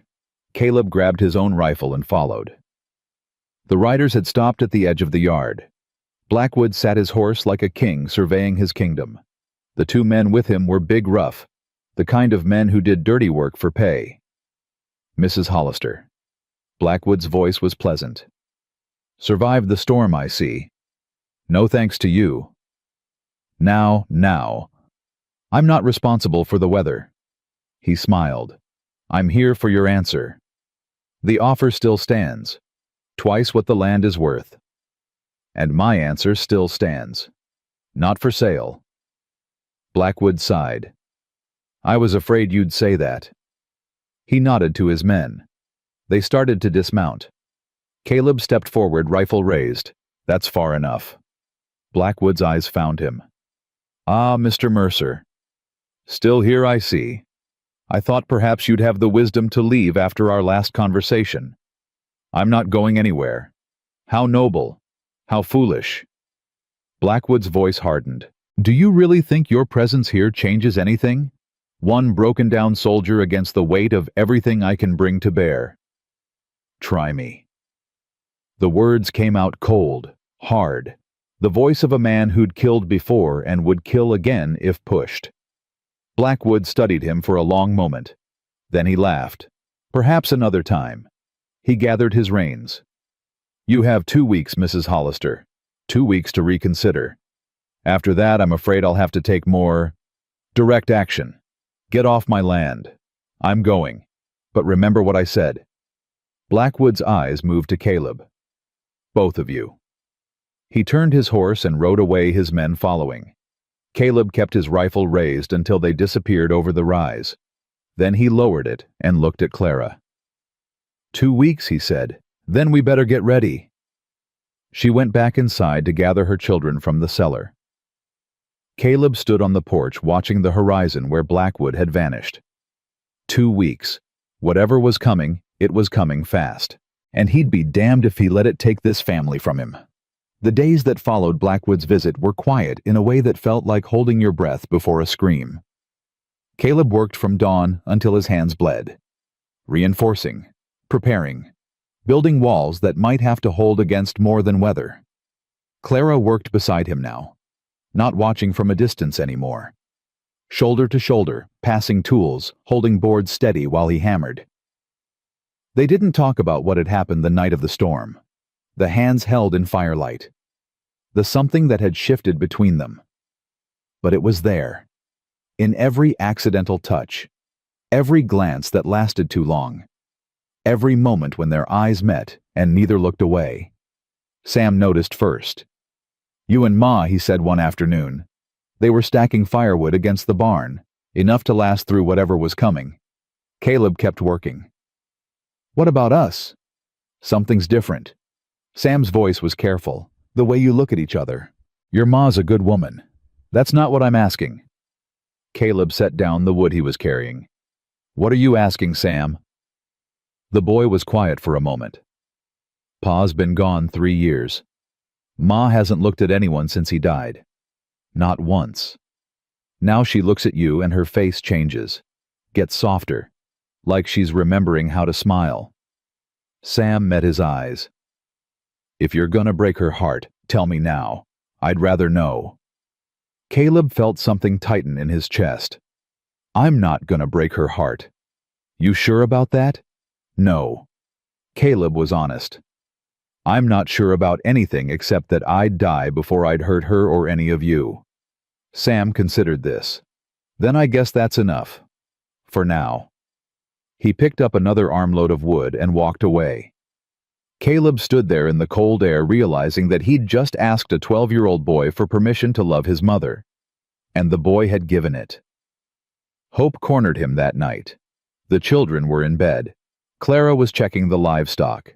Caleb was cleaning rifles at the kitchen table when Hope appeared in the doorway. "We need to talk about Blackwood." Caleb looked up. "What about him?" "He's not going to stop." "You know that, right? 2 weeks, 2 months, 2 years. He'll keep coming until he gets what he wants." "I know. So what's the plan?" Hope crossed her arms.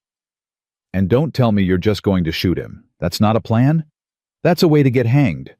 Caleb set down the rifle he was cleaning. "Blackwood's power comes from what he knows. Secrets he's collected over the years. Leverage he holds over people. Like Cedar Falls. Like Cedar Falls." Caleb met her eyes. But secrets work both ways. A man like Blackwood, he didn't get where he is by being clean. He's got dirt of his own buried somewhere. You want to find it. I want to take away his power, make him afraid for once instead of making everyone else afraid. Hope was quiet for a moment. "There's a man in town. Abel Finch. He runs the trading post. He's known Blackwood for 30 years. She stepped closer. Pa trusted him. Said Abel was one of the few honest men left in the territory. You think he'd help? I think he'd at least talk." Hope's jaw tightened. He tried to warn Pa about Fort Robinson. Tried to tell him it was too dangerous. Pa didn't listen. "What else do you know about him?" "He lost his wife to fever 10 years back. Got a son somewhere back east. Doesn't like Blackwood, but he's never had proof of anything he could use against him." She paused. "He also delivered me when I was born. Rode through a blizzard to get to our old place in time. Sounds like a good man." "He is." Hope moved toward the door. "I'll write him a letter. Ask him to come out here. See if he'll meet with you." "Hope." She stopped. "Thank you for trusting me with this." Hope didn't turn around. "I'm not trusting you. I'm trusting Pa's memory." He believed everyone deserved a chance to do the right thing. Then she was gone. Abel Finch arrived 4 days later. He was older than Caleb expected. 60 at least, with a weathered face and hands that had seen decades of hard work. But his eyes were sharp, and when he looked at Caleb, there was measuring in that gaze. "So you're the one Clara took in?" "Yes, sir." Abel grunted. "Heard stories. Some good, some not so good. The not so good ones are probably true." Abel accepted the cup of coffee Clara offered. "At least you're honest about it. That's more than most." They sat at the kitchen table. Clara, Caleb, and Abel. The children were outside, given strict instructions to stay close, but stay out.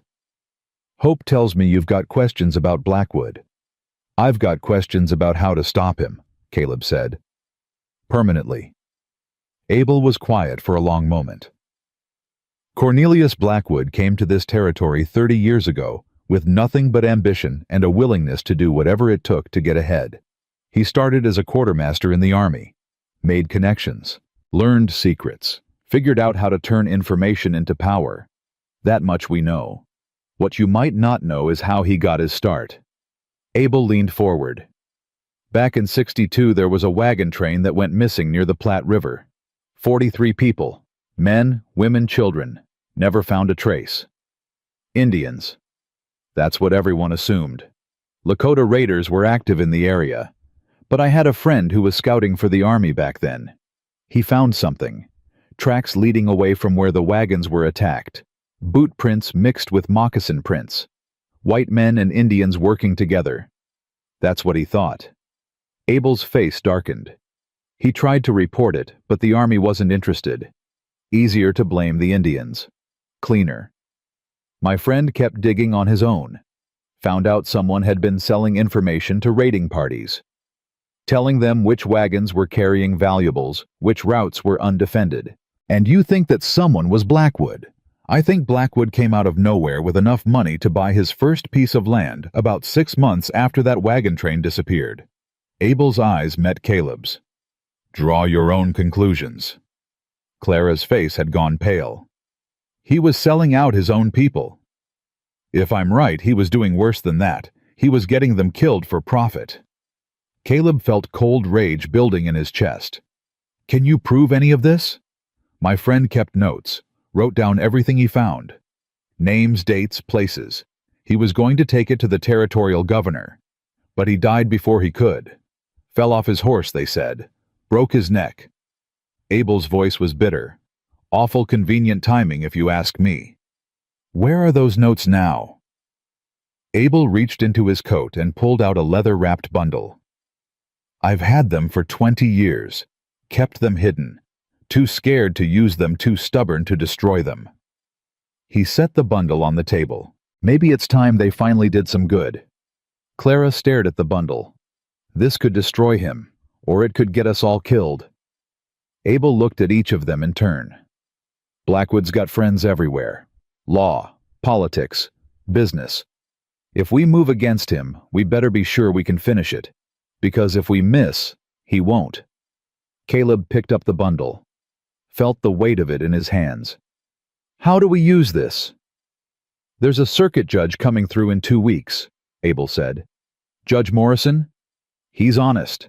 Incorruptible. If anyone can take down Blackwood, it's him." 2 weeks. Caleb's jaw tightened. "That's the same deadline Blackwood gave us." "I know." Abel stood up. "Which means whatever's going to happen, it's going to happen fast. You need to be ready." "We will be." Abel turned to leave, then stopped. "Clara, your husband was a good man. Best I ever knew. He'd be proud of what you've done here, keeping this family together against everything that's tried to tear it apart." "Thank you, Abel." "Don't thank me yet." The old man's face was grim. "Thank me when this is over, and we're all still breathing." He walked out into the cold afternoon. Clara and Caleb sat at the table in silence. Finally, Clara spoke. "Can we really do this?" "We have to." Caleb looked at her. "Blackwood's not going to stop. You said it yourself. This is the only way. But the risk—" "I know." He reached across the table and took her hand. But I'd rather fight and lose than spend the rest of my life running. Clara looked at their joined hands. Ezra used to say the same thing. She smiled sadly. Right before he got himself killed. I'm not Ezra. No. Clara's eyes met his. You're not. She didn't pull her hand away. Neither did he.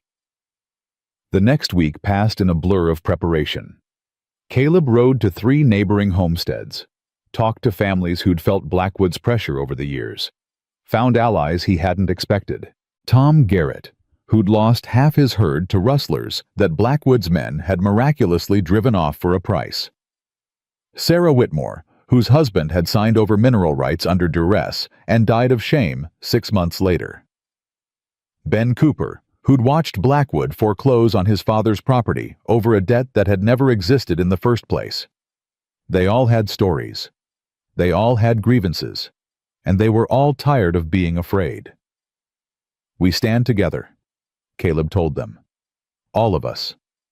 When Judge Morrison arrives, we present everything we have. Every story, every piece of evidence, every witness. We bury Blackwood so deep he never sees daylight again. And if it doesn't work, Tom Garrett asked. Then we defended ourselves and our families. We tried to do the right thing. Caleb's voice was steady. That's more than most men can say. One by one they agreed. The coalition was fragile, frightened. But it was real. 5 days before Judge Morrison was due to arrive, Wren disappeared. Clara noticed first. Called her for supper and got no answer. Sent Sam to check the barn, the creek, the fields. Nothing. Ma? Hope's voice was strange, tight. Ma, come look at this. On the kitchen table was a note. Clara's hands shook as she read it. Mrs. Hollister, your daughter is safe for now. She will remain safe as long as you do exactly as I say. Sign over the deed to your property and leave the territory by tomorrow noon. If you refuse, or if you contact anyone about this situation, you will never see the child again. You know I am a man of my word. No signature. None was needed. Clara's face went white, then red, then something beyond color, beyond expression. No. The word came out broken. No, no, no. Caleb grabbed her before her knees gave out. I'll get her back. How? Clara's voice cracked. How? He has her. He took my baby and I didn't even notice. I was supposed to protect her. I was supposed to keep her safe. This isn't your fault. She's 8 years old. Clara was screaming now. She's 8 years old, and that monster has her because of me, because I wouldn't give him what he wanted, because I was too stubborn to let go of a piece of land. Hope took Rosie and the others to the back room. Sam stood frozen by the door. Caleb held Clara while she shook. I will get her back, he said again. I swear to you on my life. I will bring her home. Clara pulled back, looked at him with eyes that were wild with fear and grief. How I'm going to give Blackwood exactly what he wants. Clara stared at him. The deed. You want me to sign over the deed? No. Caleb's voice was cold, hard, the voice of a soldier preparing for battle. I'm going to give him me. What he wants leverage. He wants to destroy me. Fine. I'll walk right into his hands. And while he's focused on me, someone else gets Wren out. That's suicide. Maybe. Caleb cupped her face in his hands. But your daughter is worth dying for. This family is worth dying for. Clara's eyes filled with tears. I can't lose you too. You won't. You don't know that. Caleb leaned forward and pressed his forehead against hers. I know that I've spent my whole life running from what I did at Cedar Falls. Running from who I was. Running from everything that made me ashamed to be alive. He closed his eyes. But I'm done running.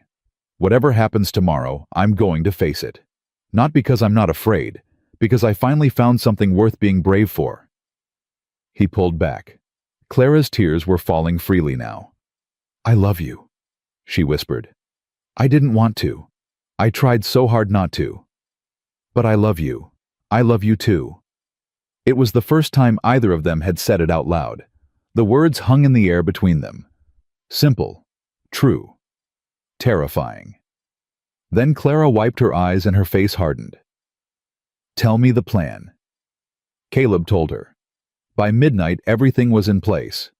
Sam would ride to the Garrett farm and bring back reinforcements. Hope would take the younger children to Abel's trading post for safety. And Caleb would walk into Blackwood's compound at dawn and offer himself in exchange for Wren. What Clara didn't know was the rest of the plan, the part where Caleb had no intention of surviving.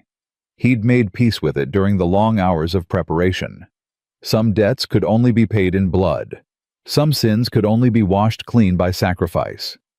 He'd spent 8 years running from Cedar Falls, from the faces of the dead, from the weight of what he'd witnessed and done nothing to stop. Now he had a chance to do something, to save an innocent child, to protect a family that had given him more than he deserved. If that cost him his life, so be it. At least he'd die for something good. Caleb slipped out of the house before dawn. He'd said goodbye to each of the children the night before, hugged them, told them to be brave, told them to take care of each other and their mother. Eli had cried. Rosie had clung to his neck. Hope had looked at him with eyes that understood more than she should. Sam had shaken his hand like a man. "You come back," Sam said. "You hear me? You come back. I'll try. Don't try. Do it." Caleb hadn't made any promises. He found Clara waiting for him by the barn. She was holding something, a pocket watch, old and silver and familiar. Caleb stopped. "This was Ezra's," Clara said. "His father gave it to him. He carried it every day of his life." She pressed it into Caleb's hand. "Now it's yours." "Clara, I can't." "You can. You will." She closed his fingers around the watch. "Because you're coming back.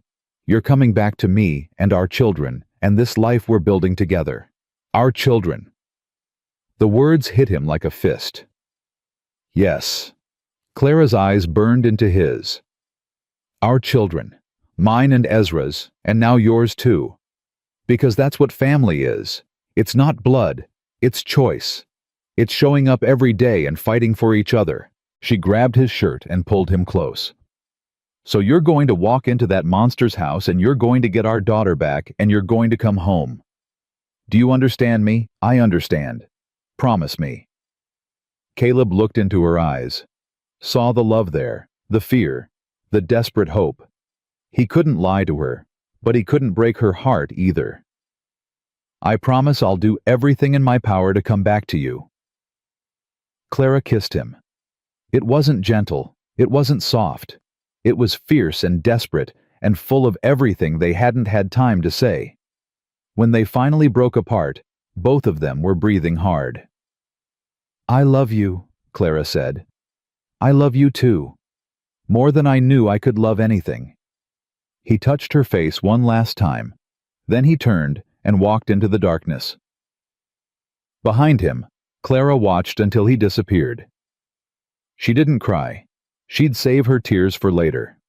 Right now she had work to do, because if Caleb thought she was going to sit at home and wait while he sacrificed himself for her family, he didn't know her at all.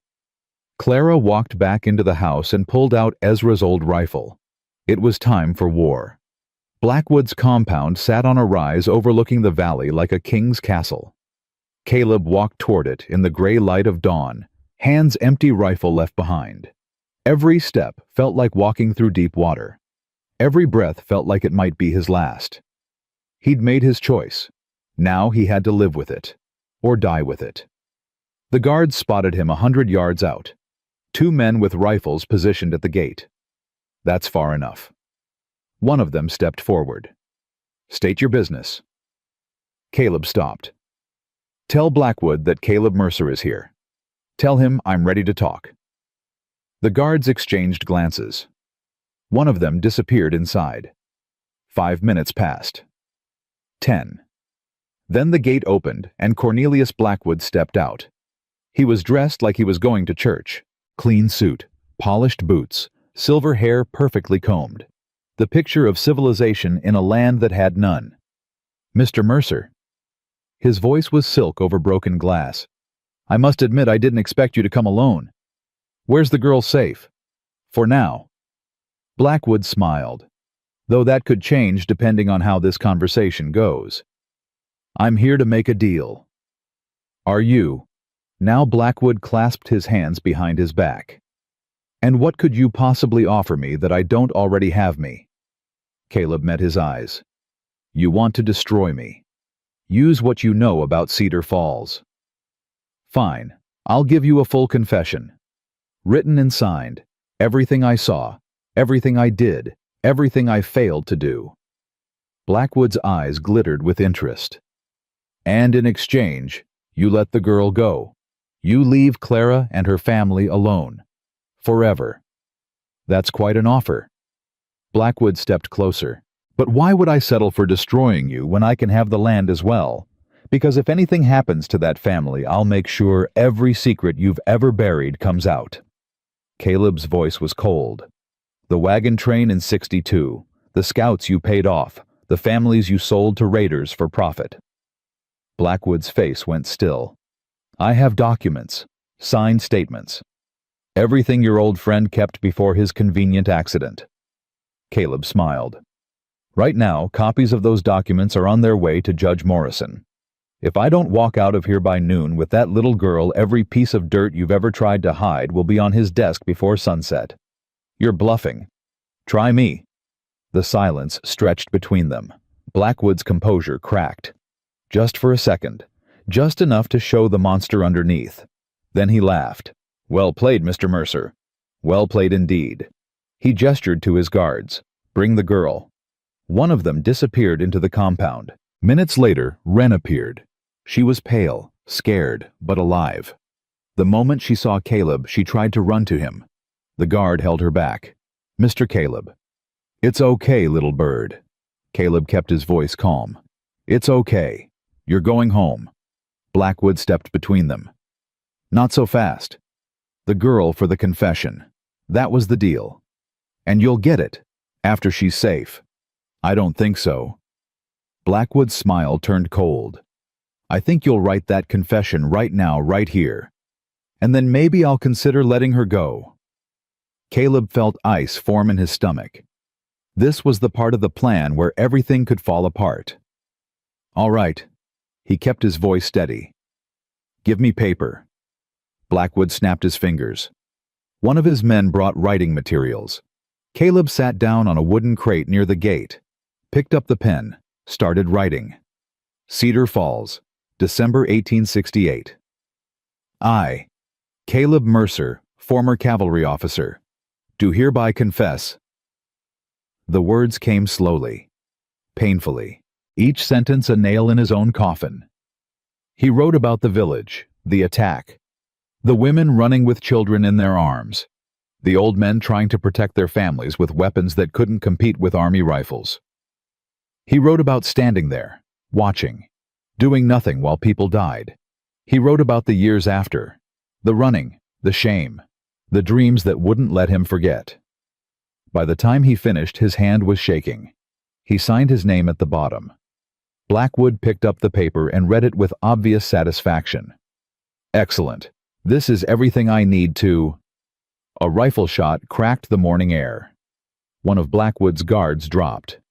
Then chaos. Riders came over the rise. Tom Garrett, Ben Cooper, a dozen other men from the neighboring homesteads. All armed, all angry. And leading them rifle in hand, face set like stone rode Clara. Caleb's heart stopped. No. She was supposed to stay away. She was supposed to let him handle this. But Clara had never been good at staying away from fights. Let the girl go, Blackwood. Clara's voice carried across the compound. Let her go, and we might let you live. Blackwood grabbed Wren and pulled her in front of him like a shield. One more step, and she dies. Everything went still. Caleb's mind raced. He was 10 feet from Blackwood, too far to grab him, too close to miss if someone took a shot. Wren was crying, trying to be brave, failing. Mr. Caleb, I'm here, little bird. Caleb kept his voice calm. I'm right here. How touching. Blackwood's voice was venomous. The broken soldier and his adopted family. Do you think this changes anything? Do you think your little army of dirt farmers can stop me? You're done, Blackwood. Clara's rifle didn't waver. Whatever happens here today, you're finished. We have witnesses. We have documents. Judge Morrison will have everything he needs to put you away for the rest of your miserable life. Then I have nothing to lose, do I? Blackwood's hand moved toward his belt, toward a pistol Caleb hadn't noticed. Time slowed down. Caleb saw the gun coming up, saw it swinging toward Wren. He moved without thinking, threw himself at Blackwood. They went down together in a tangle of limbs. The pistol went off. Pain exploded through Caleb's side. But he kept going, kept fighting, wrapped his hands around Blackwood's throat and squeezed. Wren scrambled away. "Run!" Caleb shouted. "Run to your ma!" She ran. Blackwood struggled beneath him, strong for his age, desperate. But Caleb had something Blackwood didn't. He had nothing left to lose. They rolled across the ground. Blackwood got a hand free, clawed at Caleb's face, found the gunshot wound and dug his fingers in. Caleb screamed. His grip loosened. Blackwood threw him off, scrambled for the fallen pistol. Another rifle shot. Blackwood jerked, stumbled, looked down at the red spreading across his chest. He turned toward Clara, who was standing 20 feet away with smoke still rising from her rifle barrel. "You—" His voice was disbelief. "You shot me. For my husband." Clara's voice was steady. "For my children. For every family you've destroyed." Blackwood fell to his knees. This isn't how it's supposed to." He collapsed face first in the dirt. He didn't get up. Clara dropped the rifle and ran to Caleb. He was lying on his back, one hand pressed against his side, blood seeping between his fingers. "No, no, no, no." Clara fell to her knees beside him. "Don't you dare. Don't you dare die on me. Clara, I told you to come back." Tears were streaming down her face. "I told you to promise. I promised. To do everything in my power." Caleb's voice was weak. "Didn't promise. To succeed. That's not funny. Little bit funny." Clara pressed her hands over his, trying to stop the bleeding. "Someone get a doctor." Her voice cracked. "Someone help me." Wren appeared at her side, small hands pressing down next to her mother's. "Don't die, Mr. Caleb." Her voice was fierce. "You promised to teach me how to ride proper. You can't die before you teach me." "Little bird." Caleb's vision was starting to blur. "You already ride better than me. That's because I'm smart. Now stop talking and save your strength." She sounded so much like Clara. The other children gathered around. Eli was crying. Rosie was clutching her doll with huge, scared eyes. Hope had her arms around Sam, who was shaking. "Pa." Eli's voice was broken. "Pa, please don't leave." The word cut through the haze of pain. "Pa." The boy had called him Pa. Caleb reached out with his bloody hand and touched Eli's cheek. "Not going anywhere, son." Then the darkness took him. He woke up 3 days later. The first thing he saw was Clara's face. She looked terrible, eyes red from crying, hair tangled, clothes she clearly hadn't changed in days. She was the most beautiful thing he'd ever seen. "You're awake." Her voice cracked. "Thank God you're awake." Caleb tried to speak. Couldn't. His throat was too dry. Clara grabbed a cup of water and helped him drink. "Don't talk. The doctor says you need rest. The bullet went through clean, but you lost a lot of blood." She brushed hair back from his forehead. "You've been in and out for 3 days. I thought... She couldn't finish. Caleb reached up and touched her face. "Still here," he whispered. Clara laughed through her tears. "You better be. I didn't drag you out of that trading post just to lose you now." The door burst open. Wren stood there, face bright with joy. "He's awake, Ma. He's awake." She ran to the bed and grabbed his hand. "Mr. Caleb, you missed everything." Judge Morrison came and arrested all of Blackwood's men. Tom Garrett's son is going to marry Sarah Whitmore's daughter, And Rosie learned a new word. She says pa now, too, just like Eli taught her. The flood of information was overwhelming, but one word stood out. Pa Ren grinned. We had another vote, while you were sleeping. It was unanimous this time. Even Hope said yes. Said yes to what? To you being our pa. Ren squeezed his hand. Official and everything.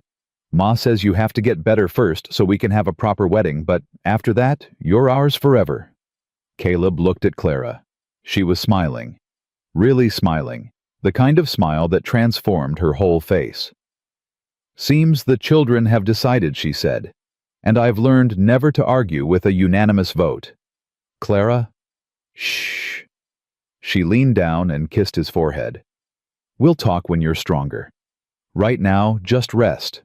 But rest, that's an order. Caleb wanted to argue, wanted to say everything he was feeling, but his eyes were already closing. The last thing he heard was Ren's voice chattering to someone in the hallway, Moe. And then Ma shot Blackwood right in the chest and he fell down like a sack of potatoes, and Mr. Caleb was bleeding everywhere, but he still told me to run, and... Her voice faded. Caleb slept, and for the first time in 8 years, he didn't dream of Cedar Falls. The wedding was held 6 weeks later.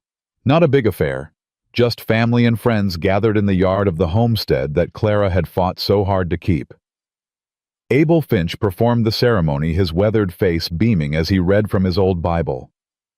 Tom Garrett stood as Caleb's witness. Sarah Whitmore stood with Clara. And lined up in front of them, scrubbed clean and dressed in their best, stood 6 children who had already decided this man was their father. Hope, Sam, Lily, Ren, Eli, Rosie, their family. Complete at last. Do you, Caleb Mercer, take this woman to be your wife? Abel's voice was solemn. To love her, honor her, stand beside her through all the days of your life, I do. Caleb's voice was steady. With everything I am.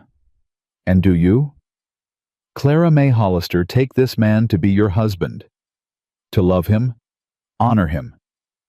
Stand beside him through all the days of your life. Clara looked at Caleb. At the man who had stumbled into her life half dead and had given her a reason to believe in second chances. I do, she said, with my whole heart. Then by the power vested in me, I pronounce you husband and wife. Abel grinned. You may kiss your bride. Caleb pulled Clara close and kissed her while their children cheered. When they broke apart, Eli was tugging at Caleb's sleeve. Does this mean you're really our pa now? Caleb knelt down so he was eye to eye with the boy. Yeah, son. I'm really your pa now. Forever, forever. Eli threw his arms around Caleb's neck. One by one, the other children joined in. Even Hope, though she tried to pretend she was too old for hugging. Clara wrapped her arms around all of them. And in that moment, surrounded by the family he'd never expected to have, Caleb finally understood something he'd been running from his whole life. Home wasn't a place. It was people. It was choosing every single day to love and be loved. It was finding the courage to stay instead of run. 3 years passed. The homestead grew. More land cleared. More animals acquired. A second story added to the house to accommodate the expanding family. Clara gave birth to a son in the spring of their 2nd year together. They named him Ezra, after the man who had started it all. Hope turned 17 and started courting a young man from town, a school teacher with kind eyes and a gentle manner. Sam grew tall and strong, working beside Caleb every day, learning everything there was to learn about building and fixing and making things last. Lily became the valley's unofficial healer people, coming from miles around for her herbal remedies and her gentle touch. Ren never lost her wildness, but she channeled it into helping with the horses, becoming the best rider in 3 counties. Eli finally got the father he'd always wanted, following Caleb everywhere, asking questions from dawn to dusk. And Rosie, who had once barely spoken, now chattered constantly about everything under the sun. One evening, Caleb sat on the porch, watching the sun set. Clara came out and sat beside him, baby Ezra sleeping in her arms. "What are you thinking about Cedar Falls?" Clara was quiet for a moment. "Still hurts, always will." Caleb took a breath. "But it hurts different now. Less like a wound, more like a scar. Is that better? I think so." He looked at her. "The scar reminds me of what I did wrong. But it also reminds me that I survived, that I got a chance to do better. And have you done better?" Caleb looked out at the land, at the house he'd helped build, at the children playing in the yard, at the life he'd never imagined possible. "I think maybe I have." Clara leaned her head against his shoulder. "Ezra would have liked you." "You think so? I know so." She smiled. "You're both the same kind of stubborn. That's a compliment from me. Highest there is." Wren came running up to the porch. "Pa Ma, come quick. Hope's young man is here, and Sam says he's going to interrogate him, and Hope says if Sam ruins this, she'll murder him in his sleep." Clara sighed. Duty calls. She stood up, handed baby Ezra to Caleb, and went to prevent sibling homicide. Caleb stayed on the porch holding his son, watching the chaos unfold. This was his life now. This beautiful, messy, impossible life. And he wouldn't trade it for anything. That night, after the children were asleep and the house was quiet, Caleb pulled out the pocket watch Clara had given him, Ezra's watch. He opened it and looked at the photograph inside. A young man with kind eyes holding a baby who would grow up to be Hope.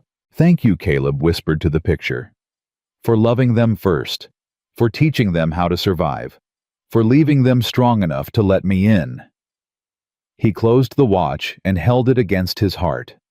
Then he went inside to join his wife, the woman who had looked at a dying stranger and seen something worth saving, the woman who had given him a home, a family, a purpose, the woman who had loved him back to life. Years later, people would tell the story of a broken cowboy who came to Colorado to die and found a reason to live instead. The story of a widow with 6 children who had the courage to trust again. The story of a family built not from blood, but from choice, from struggle, from the stubborn refusal to give up on each other. They would tell it around campfires and at kitchen tables, passing it down through generations. And the story always ended the same way. With a man who learned that redemption wasn't about erasing the past. It was about building a future worth living for. With a woman who learned that love wasn't about replacing what was lost. It was about making room for something new. And with 6 children who learned that family wasn't about where you came from. It was about where you belonged. Caleb Mercer had come to that trading post ready to die. But a barefoot girl with spring green eyes had looked at him and asked a simple question. "You want to come home with me?" He'd said yes, and that single word had changed everything. Not because he deserved a second chance, but because someone decided to give him one anyway. That was the miracle. That was the grace. That was the love that saved them all.